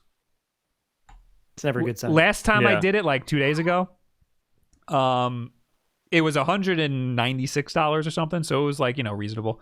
But it wasn't shipping till April. Yeah. Oof. Right now, you can buy it for $213, which honestly isn't that bad. But it's coming from direct distributor, and who knows how long it's going to take. Oh, it says fulfilled by Amazon. Well, Amazon, everything on Amazon's like delayed, like here and there. Like, remember last week when I was complaining about I didn't get my Atomic Purple controller because Amazon delayed it or whatnot? It's not just that. I ordered some other things, and it was supposed to come tomorrow, but today, while it was already in shipping, they declared it undeliverable and shipped it back and sent me a refund. No, that's awful. So I'm checking. It's all screwed up right there over Amazon. Yeah. They're not handling this very well. So you can get a turquoise one for $213. I'm checking right now to see how long it's going to actually take to ship. Talk amongst yourselves, please. Okay. I can keep talking about other things I ordered on Amazon that haven't shipped yet. Wednesday, April 22nd is when it would ship. Yeah. For a yellow Switch Lite. What I have to assume with that is that they're assuming that they'll have started back up certain amount of fulfillment and production type stuff by a certain point, which could still move out, like they could cancel it. Yeah. Because, we take that as like, okay, April 22nd. Got it. I'm ready. But it could, that's just their estimation at this point. So, man, that's rough. Yeah. I mean, I'm sure within the next few weeks, we'll see them pop up in stores again. But yeah, it's a weird time right now. There's not, I wasn't expecting a shortage in that. It seemed like we were pretty stocked up with Switches. Yeah. But yeah. So good luck finding a Switch right now if you need one. Play your PlayStation. Warzone is free. It's great. 3 years to buy a Switch. It's all your fault. Yeah, it's your fault for waiting. Going back to the whole I want stats on every little bit of life that we were talking about before we recorded, I would love to know, because we see comments obviously from any of our videos saying I would love to have a Switch. I can't wait to have one, that kind of thing. I'd be really interested to know what percentage of people watching every video have a Switch or don't. Because it would be just, I get a lot of comments from people who are subscribed or who watch a lot who say, still don't have one, just watching. Yep. It's really weird. And that's, some of that, obviously it could be, you're in high school or something, you just don't have the money, or you're an adult and just don't have the money or anything. So, I know, I will watch videos on stuff to see if I want to buy it. Yeah, right. That's, I think, most of the people, but there are people who are subscribed for over a year. And it's dude, just pull the trigger, man. You gotta just get it. You should have been saving the lunch money by now, Yeah, man. He taught you how. This guy, he knows. For everybody, I'm on audio. It's Tom Nook. He put up a Todd Nook amiibo. Todd Nook. All right. That's all the stories. Yay. Good job. Success. Now it is time, Will, for the tweet of the week. Tweet of the week. Tweet of the week. Tweet of the week. There are 3 here. I snuck one in at the last minute. All right, so this one I thought was funny. You guys got to play it on your own though, because there's audio. Okay. I'll play it really quick though, because I don't want to get copyright. Hello, my baby. Hello, my honey. Hello, my rack. It's Hello, My Baby, Hello, My Honey, and he's dancing around a head crab from Half-Life Alyx. The next one I had was just a callback to, yes, Saturdays are made for social distancing. And the Saturdays are made for Dad's video, but the dad is completely cut out of the video. And Dad's car. All right, that is good. Now Will snuck one in here. Yes. A friend sent this to me. This is from Season. I haven't seen a virus like this since LimeWire destroyed my mom's computer back in 2005. That's good. That's a good one. Okay, so LimeWire had weird lasting effects on me in the way that there were a lot of yes, I used LimeWire back in 2005, 2006. And then I stopped because I'm a musician, I care about things and not stealing people's music. But yeah, so I used it and I would download songs at a time for an album if I couldn't find the whole album. And so years later, I'd find I missed a song or two. And it was the weirdest experience getting to hear a song from an album that I got to experience for the first time. That was oh, that's in their prime. And that's part of their discography right there. And it sounds like 2008 Emery, but I wouldn't have known. I had that happen, but also what sticks out more in my mind is I would have songs that I ripped from CDs with skips, and the skips would be built into the MP3. Oh, yeah. And I would There's hear an it from Amberlin somebody song. else's rip, and I'd be like, oh, wait, the song doesn't have a pause there? I have from like, I forget which AFI album it is, but like the last song on the album has like this weird audio glitch in it. And if I hear the song without it, then it's not the same song. So here's 3 examples that come to mind that you guys, I'm pretty sure will know, and then we can move past them. But Anberlin, there was one song that had one just super loud bit in it that was a loud skip kind of thing. And every time I'd be bracing myself for it, and that was a fun thing. Another one was there was a classic crime song that the beginning of the song is, but it had a skip right at the beginning. So I didn't know where the one of the song was for the first like 4 bars. And then the last one, this is my favorite by far. The End of Heartache by Killswitch Engage. There's a part where there's a guitar slide down going into like the second verse or something like that. It was like, and straight up the guy, there's just some guy who put it up on LimeWire, recorded himself going, ew, over the song. So halfway through the song, it's like, ew. And it's great. So there you go. There's a little bit of there were bands that 2008 scene for you. There were bands that would upload their own music as somebody else's album. Like I know Harvard uploaded their album as Circus Survive, I think. And that's how people found out about Harvard. I remember watching like anime compilations of songs. Like you go to download a song and it would be like an anime compilation. Yeah. Like an AM. Yeah. It would be like what was it? Come Out and Play by The Offspring, but cut to Akira. Yeah, and then that's how I would learn about all these different animes. Oh, interesting. Yeah. Or you'd go to download an anime and you'd just get porn. Yeah. A lot of those anime mashups though are on YouTube now. Really? Like I went on a binge once, trying to find all of them, and I found a lot of them. Like I found "Only in Dreams" by Weezer cut to Cowboy Bebop. I found the hell was it? Burning Airlines. Trigun. Yeah, because cut the Trigun. That's the best one. That's like my favorite one. Yeah. I found one the other day from a new song. There was some, I forgot the name of the band, but I found some band and I looked up one song and I was like, this is a really cool music video. And then I learned it was an anime cut and that's from some fucking anime. And I was like, oh, it wasn't made for this. It seems like it was made for this. It's not anime, but somebody did Batman Mask of the Phantasm cut to Unforgiven by Metallica, and it's beautiful. That's the only reason why I like Fuel by Metallica is because it was cut to the Sonic the Hedgehog, yeah. Yeah. Anyway, now is when we talk to you people. Yes! As always, you can reach us on Twitter using the hashtag Wulff Den Live. If you left a comment on last week's Wulff Den Live, this is the part of the show where we will finally answer you. And of course, ladies and gentlemen watching us at home, please start leaving your questions and comments because we will get to them when we are done with everybody else. On the hashtag Wulff Den Live, we got Q73 Power, who says, here's my One Piece update. I just watched episode 629. My current goal is to catch up before episode 1000. October will be 2 years since I started. I wonder what episode I'll be at by then. My God. Well, the silver lining is you have more time now. I assume. That is more than The one Simpsons is my episode per favorite day. show of all time, and I gave up after season 12 trying to like follow every single episode.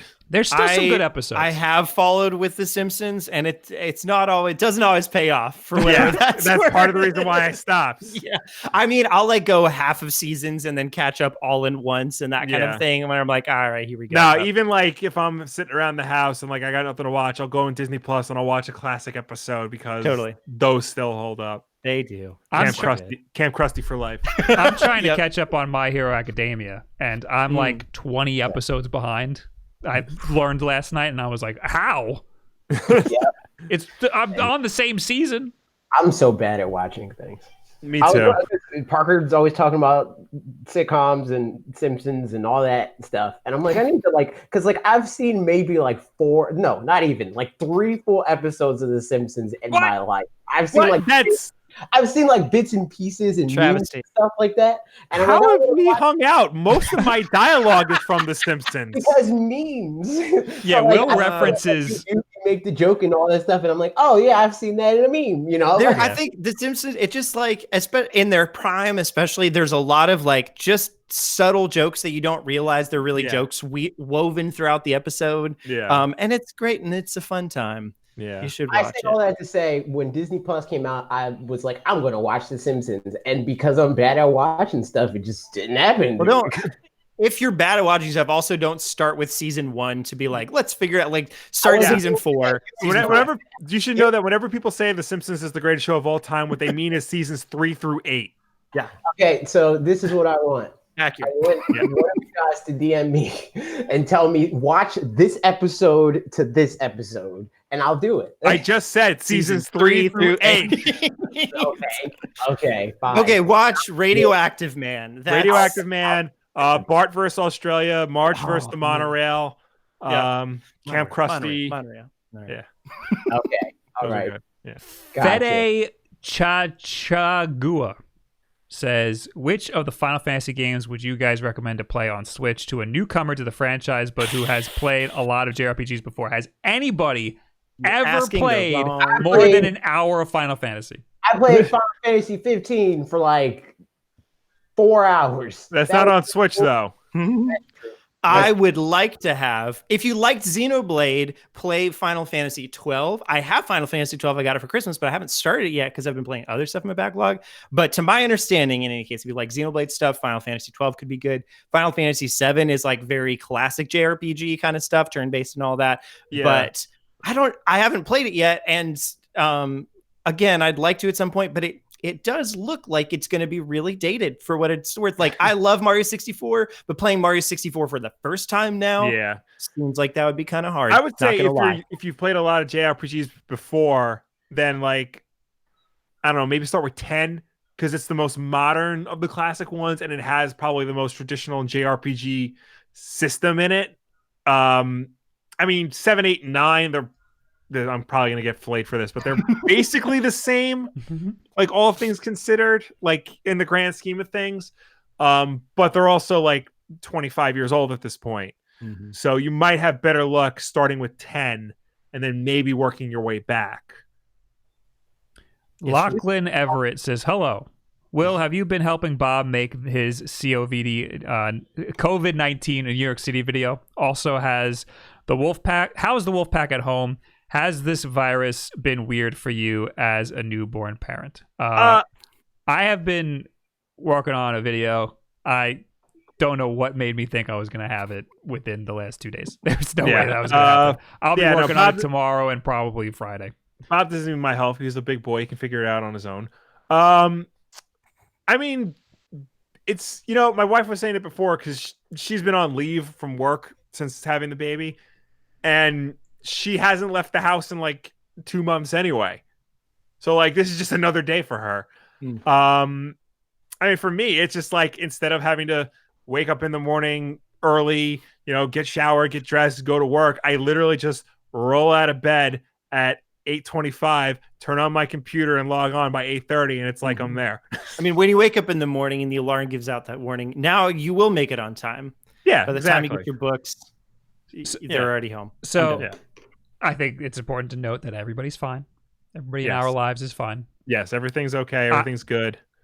My life is exactly the same because this is just what I do anyway. But I don't see friends because I don't want to, social distancing, whatever. And I don't go. I'm trying to actively not go out to Long Island to see Will and the rest of my family Or touch old people. and touch old people. Specifically for the old people, I don't really care about Will. Will's gonna be fine. Yeah, but I'm fine. but it's the old people that I'm worried about. And immune deficient people. But so New York City has it really bad, and I'm in the freaking hotbed. So that's part of why I don't want to go out to Long Island, because I don't want to bring it out there potentially. Because even if I don't feel symptoms, I could still have it in some way. Right. Again, I'm doing the same thing I'm normally doing. I'm pretty much my work has been unaffected. The only thing, I talked to AJ about this, the only thing that has been affected is everybody else is home and they're freaking distracting me. They're texting me and calling me every 5 seconds trying to do something. Yeah. My roommate is a nurse. He's a stroke nurse, but he's a nurse, and he's got to work. So my environment is the same. The only difference is I just don't leave as often as I would, and it's usually not that often anyway. My big problem right now is grocery shopping. Yeah. Because I tried using like, the deliver to the home services. Like I've done Targets before. It's really easy to use. I have a hack. I discovered last night. Is it ordering it at 1 a.m? Because that's what my friend told me to do. 3 a.m. Amazon Fresh? Yeah, he said Amazon Fresh order at 1 a.m, so I was gonna try that. So I I'm up. You could probably hear it right now, all the crying. I'll be up. I think it's 3 a.m. because that's when the day would reset on the West Coast. Right. So then there's more delivery days. That's what my theory was. Because last night I was on the toilet and I was 3 a.m. and I was like, let's just see. And there was all new delivery days. So I just I was like, and I just went nuts with the Amazon Fresh cart and just loaded it. I'll give it a shot tonight. But no toilet paper though. Yeah, of course not. They didn't have toilet paper. Worst comes to worst, I'll just I do have a mask, so I will just go out into the wilds and just fight for. Take your beard off. Yeah. Oh, it's true. Crap. Yeah. Wow. Oh well. How about you guys? How's your COVID-19 going on? Yeah. Similar story to you, Bob, where it's like this is my job anyway. The only except the one major difference is my sister and my niece, they took that as a cue, but let's freaking all congregate and we'll play board games in fact. So that much is different, and that's like a distraction.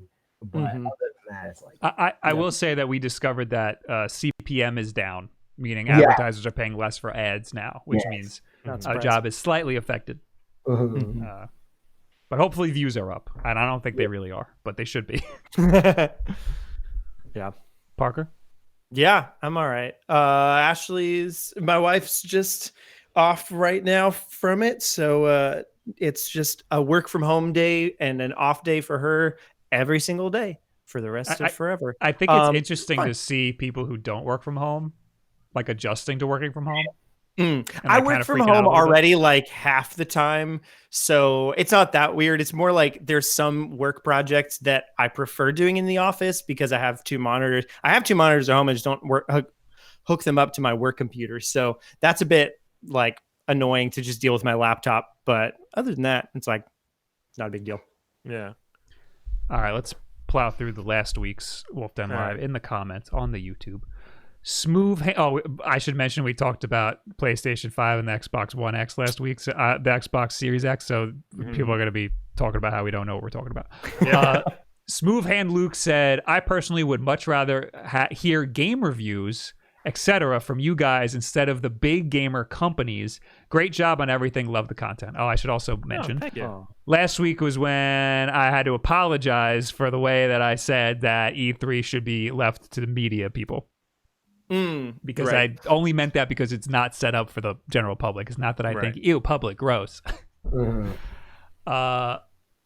Mayas Hazime says, I am a satisfied PS4 owner now, but right now I am strongly convinced to jump ship into Xbox the next gen.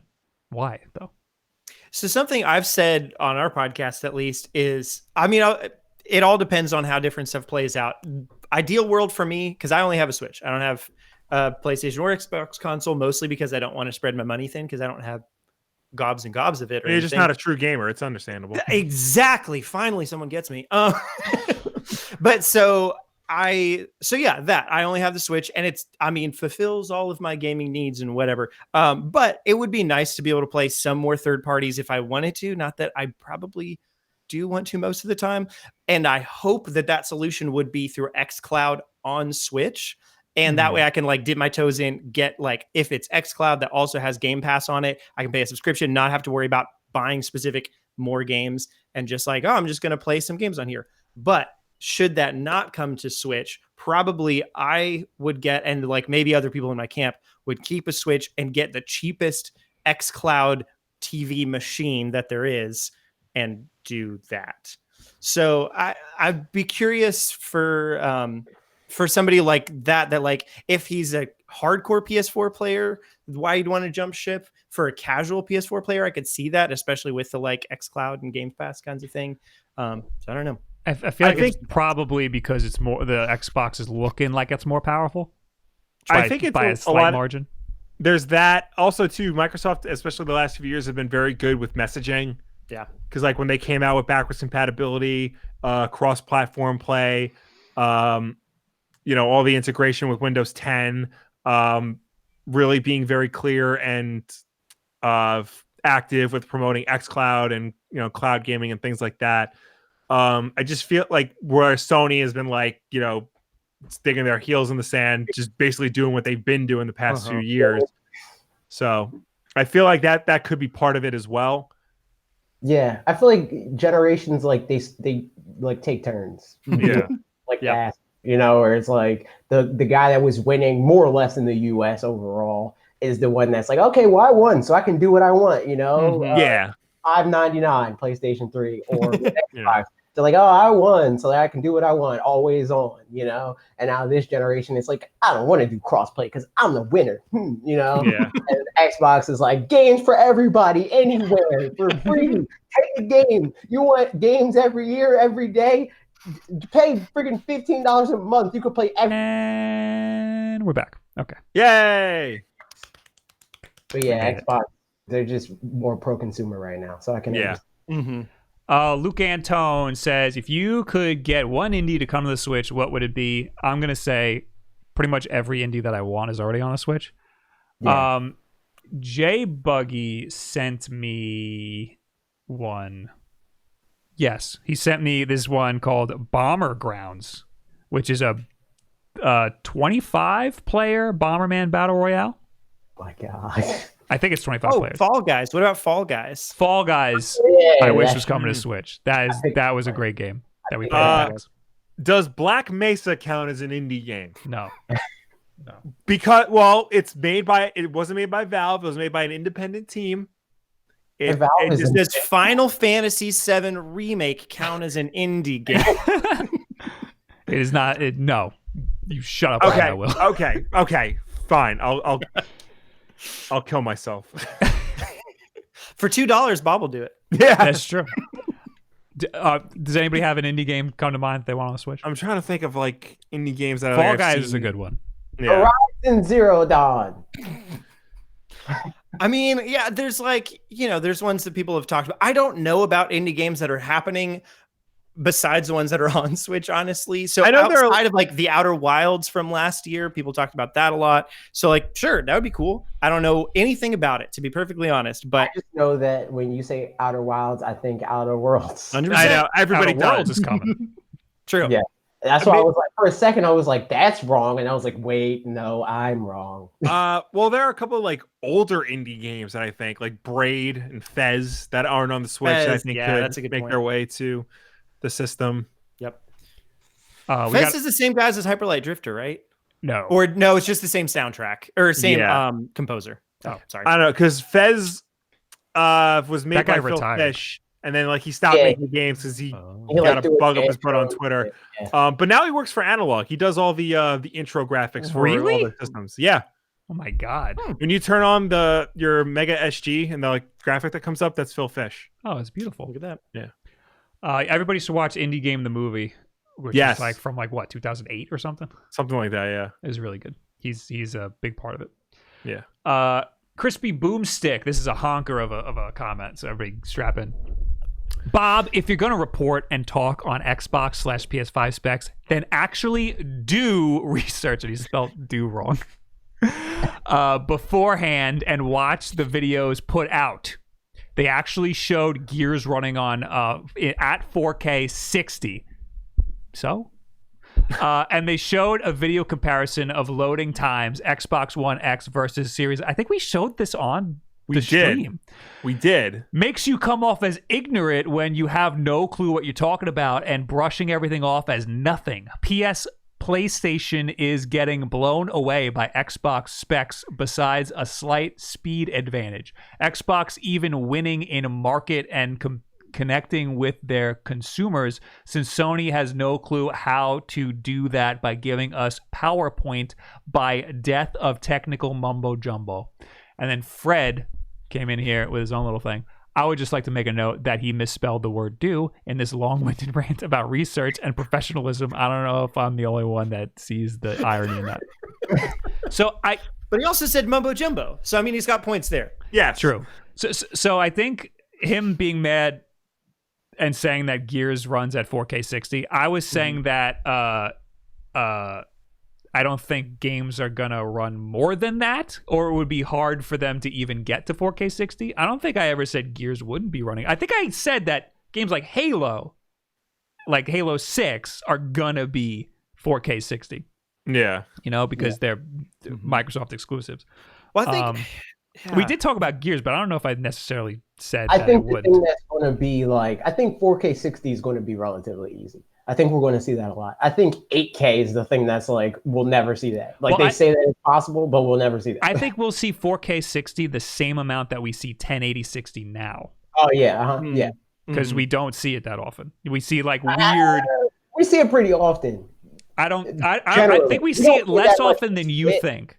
We don't see it that much on Switch, but I think on other consoles it's pretty standard, except for the big just being we want this game to be super pretty, like God of War sort of thing. Outside of Xbox One X and PS4 Pro, not many games are 1080 60. Yeah, that's more so what I'm talking about. On that, 4K is on Xbox One X and PS4 Pro. 4K is also rare. Right. And that's So I think it's going to move up a step. I think 4K is going to become the thing that's pretty common. I think 4K 30 will be common. And maybe 1080p 120 frames per second. But 4K 60 I think will be just as common as 1080 60 on the baseline consoles.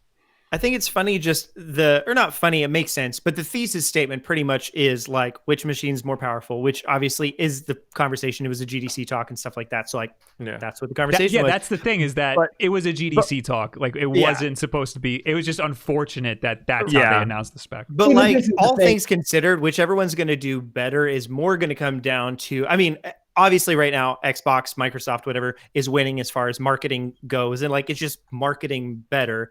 But it's just whatever games are going to come to some degree too. So because the Switch is not even close to as powerful as the current systems that are out now. Yeah. But still, it's doing great, and it's just because of whatever games come and all that kind of stuff. So I think the power conversation is more complicated this time than it was last time. And that's because of it's down to application. The impressive thing that they're doubling down on is different. Xbox is kind of more traditional, where they're we're just doing more of what we did last time, more teraflops. And PlayStation is attacking it differently, where they're all right, well, we're going to focus on a really, really fast solid state. Yeah, they're really.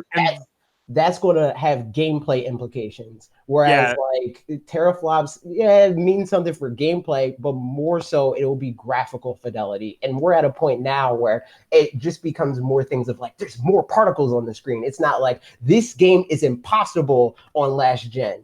Yeah. Where I think that will be more so the case on PS5 because of the solid state drive, less so than it would be on Xbox. I was reading somewhere that because of the way the PS5 is implementing their solid state drive into the system itself, it basically balances out any of some of the performance issues that it might have compared to the Xbox Series X. Because it's because it's integrated in a way where developers can use it and access the speed and the all the system files in it much easier than they can on the Series X, which looks like it's going to be just a traditional NVMe drive. Because it's the Xbox it has more food, but the PlayStation can consume food faster, so they both get more at the same time. So what we said last week was the Xbox wins the hardware battle by such a small margin it might not even matter. Yeah, ultimately both systems look to be very comparable to each other. But we also said last week that PlayStation seems to be talking a lot about that solid state drive and how it's integrated with the rest of the hardware to make it, more powerful. Yeah. But it's also possible that Microsoft's doing the same thing. They just don't think it's as big of a deal. Right. Right. Yeah, I mean, because they're we also know using a solid state it's not drive, and you good. But need the they- solid state drive for their games too. Yeah. But we have the specs for the solid state drive and the throughput for that. I think the deciding factor for that is going to be how many developers actually take advantage of this. Right. And depending on which one is more successful out the gate is going to determine that largely. And Yeah. I mean, maybe not, depending on what the gap is. Because like if the Xbox Series X sells 1 million units first month and then PlayStation sells 1.2, will they bother? You know? I think it's going to be just like we see on current gen platforms. Developers are going to use the features that are multi-platform and ignore the exclusive features unless Right. they're making exclusive games. It's like straightforward. Yeah. Because It'll be like interesting. Because like it seems like there's a lot of games that'll be cross-gen, which probably those ones I would imagine won't take advantage of that kind of stuff very much at all. Which means like already we see this thing where at the beginning of a lifespan of a game, it's like, wow, these games look so much better than the last one. But then by the end of it, you're like, wow, those games from the beginning looked pretty much the same as the games at the end of the last gens or that kind of thing. Because like things get so much better. So like I would anticipate that by the end of the PS5, Xbox Series X lifespans, that those games will be like have that much more room to have grown than even now, just because like maybe there's a lot more to take advantage of. Yeah. Could be interesting. All right. We got some super chats. We got Mirror Shed with 5 loonies who says Final Fantasy VII Remake will be amazing. Make sure you all play it. I played the demo. It was pretty good. I don't have anything to play it on. I'll but- play it when the cloud version comes to Switch. Yeah, same. I'm going I to play it. will- I just don't know how long I'll be playing it for. I will think about downloading the demo. Insane Palin gave us $100 and it snuck under the radar. Jesus Christ. What? That's too much money. In Yeah. this economy, Take it back. he says, hey, Wolf Bros, paying my late fee. Geez, how late were you? You like a year late? Yeah. Been watching for a long time, mainly on the audio podcast, and enjoy the videos. Keep up the great work. Haven't watched this, but Animal Crossing is great. Thank you for giving us that, and you. you're not even watching. Yeah. I hope you stay to the end so you can hear us read the comment. I very much appreciate Heard that. on Though. the Thank you. audio podcast. Now let's pick a couple from the chat so we can get the hell out of here. If you Yes. guys see one that you like, go ahead and read it. Okay. Braxton Lucas says you all should do an ASMR episode where you all speak softly into the mics. Okay. I can raise my gain all the way. No, this is as far as it goes. I can't. Here's Tom Nook. Just here he is. Yeah. There you go. What if I rub my mustache? Don't do that. This is what it would be like if I rubbed your mustache on your mustache. I'm rubbing my beard. If I rubbed against the your mic and it If I rubbed feels your- super weird. This is happening right now, guys. This is happening. Just Let's rub our mustaches together. someone said Simpsons overrated. You ruined Ban it. them. Fucker Ban ruined them everybody's now. dreams. And Who said also Simpsons? lost their eardrums. Who said that? MKF30. What do you watch? Freaking Fandom. Family Guy? Yeah. Are you friends with MK Leo? American Dad? Good morning, USA. Get out of here. Yeah. No, I don't watch American Dad. Questions. MK Diner says $100 is like 2 rolls of toilet paper on eBay. I know. Jesus Christ. I'm pretty good with toilet paper. I'm trying to be much better. Trying to be? What are you Yeah. doing? You only using 1 square for a booger? Is that what you're doing? Yeah. Basically. You got a Mike Frank. bigger square and Well, you know, because in the carefree days of like 3 weeks ago, you just spin the wheel and just take whatever comes out. Was on the toilet, just boom, and just rips a whole wad. Yeah. Mike Frank says, at this point, I'm passing on the next gen PlayStation and Xbox. I'm very happy with my Switch, and my PC is still running great. That's another thing. Yeah. PC people are cool just how they are, you know. Yeah. I'm just gonna wait and see. You know, like I always approach every console generation with the mindset of like, wow me, I'll buy both or neither or one. Yeah. You decide. If you show me a game I want, I'll buy it. If you don't, I won't. Yeah. I typically don't buy consoles the first year they come out anyway. I usually like to wait a year or two just to see like what games they come out with, and in this day and age, make sure any like weird bugs or kinks that it may have are like ironed out. Mhm. So Whatever Will buys is the console generation winner. don't put that pressure on me. Do not put that And pressure last on me. gen, who got the Xbox? So maybe not. But I eventually got a PS2, PS4.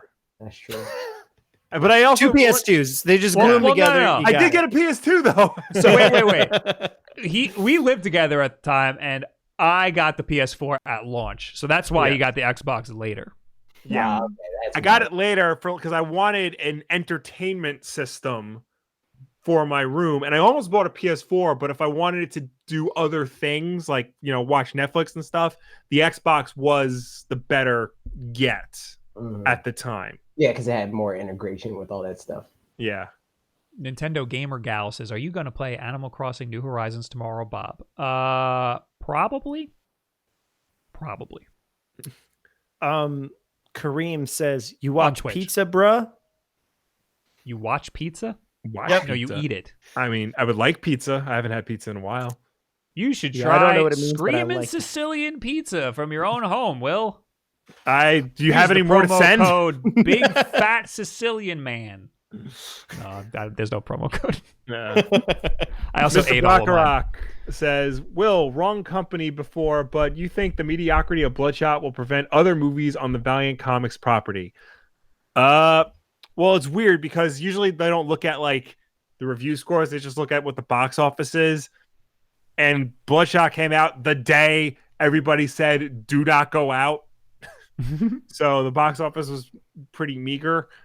I mean, I hope it doesn't, because there's a lot of other better Valiant characters out there that could make really good movies.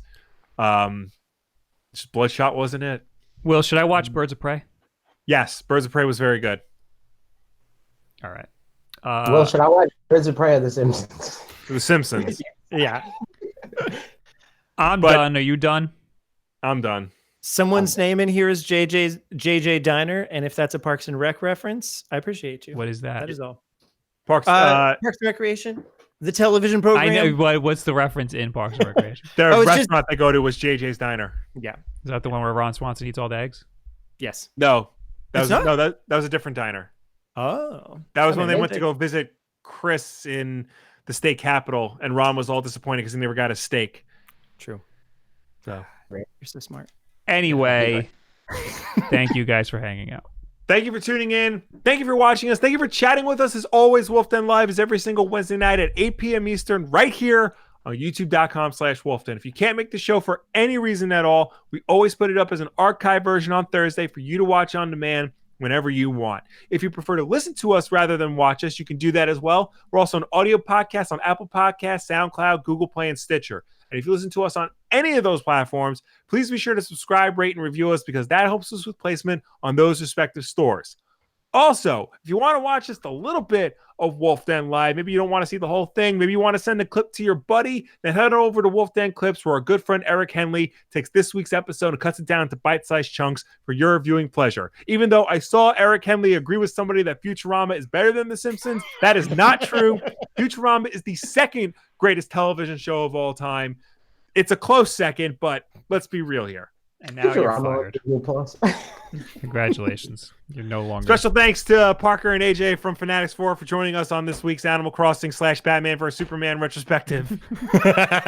Special thanks to you guys for having 222 episodes. Look at that. Here we are. Wow. Mhm. You can see them in the description. YouTube.com/fanatics with an X, Yeah. 4 spelt out.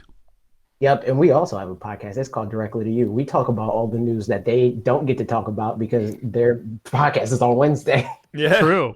Yours goes out on Saturdays. Yup. Go to twitch.tv/WulffDen and turn the notifications on, because I don't have a schedule on there anymore, and who knows when I'll be streaming. I'm going to have a COVID-19 vlog going out one of these days. That'll be on youtube.com/BobWolf. And other than that, we'll see you on one of those channels, because we don't post until Tuesday.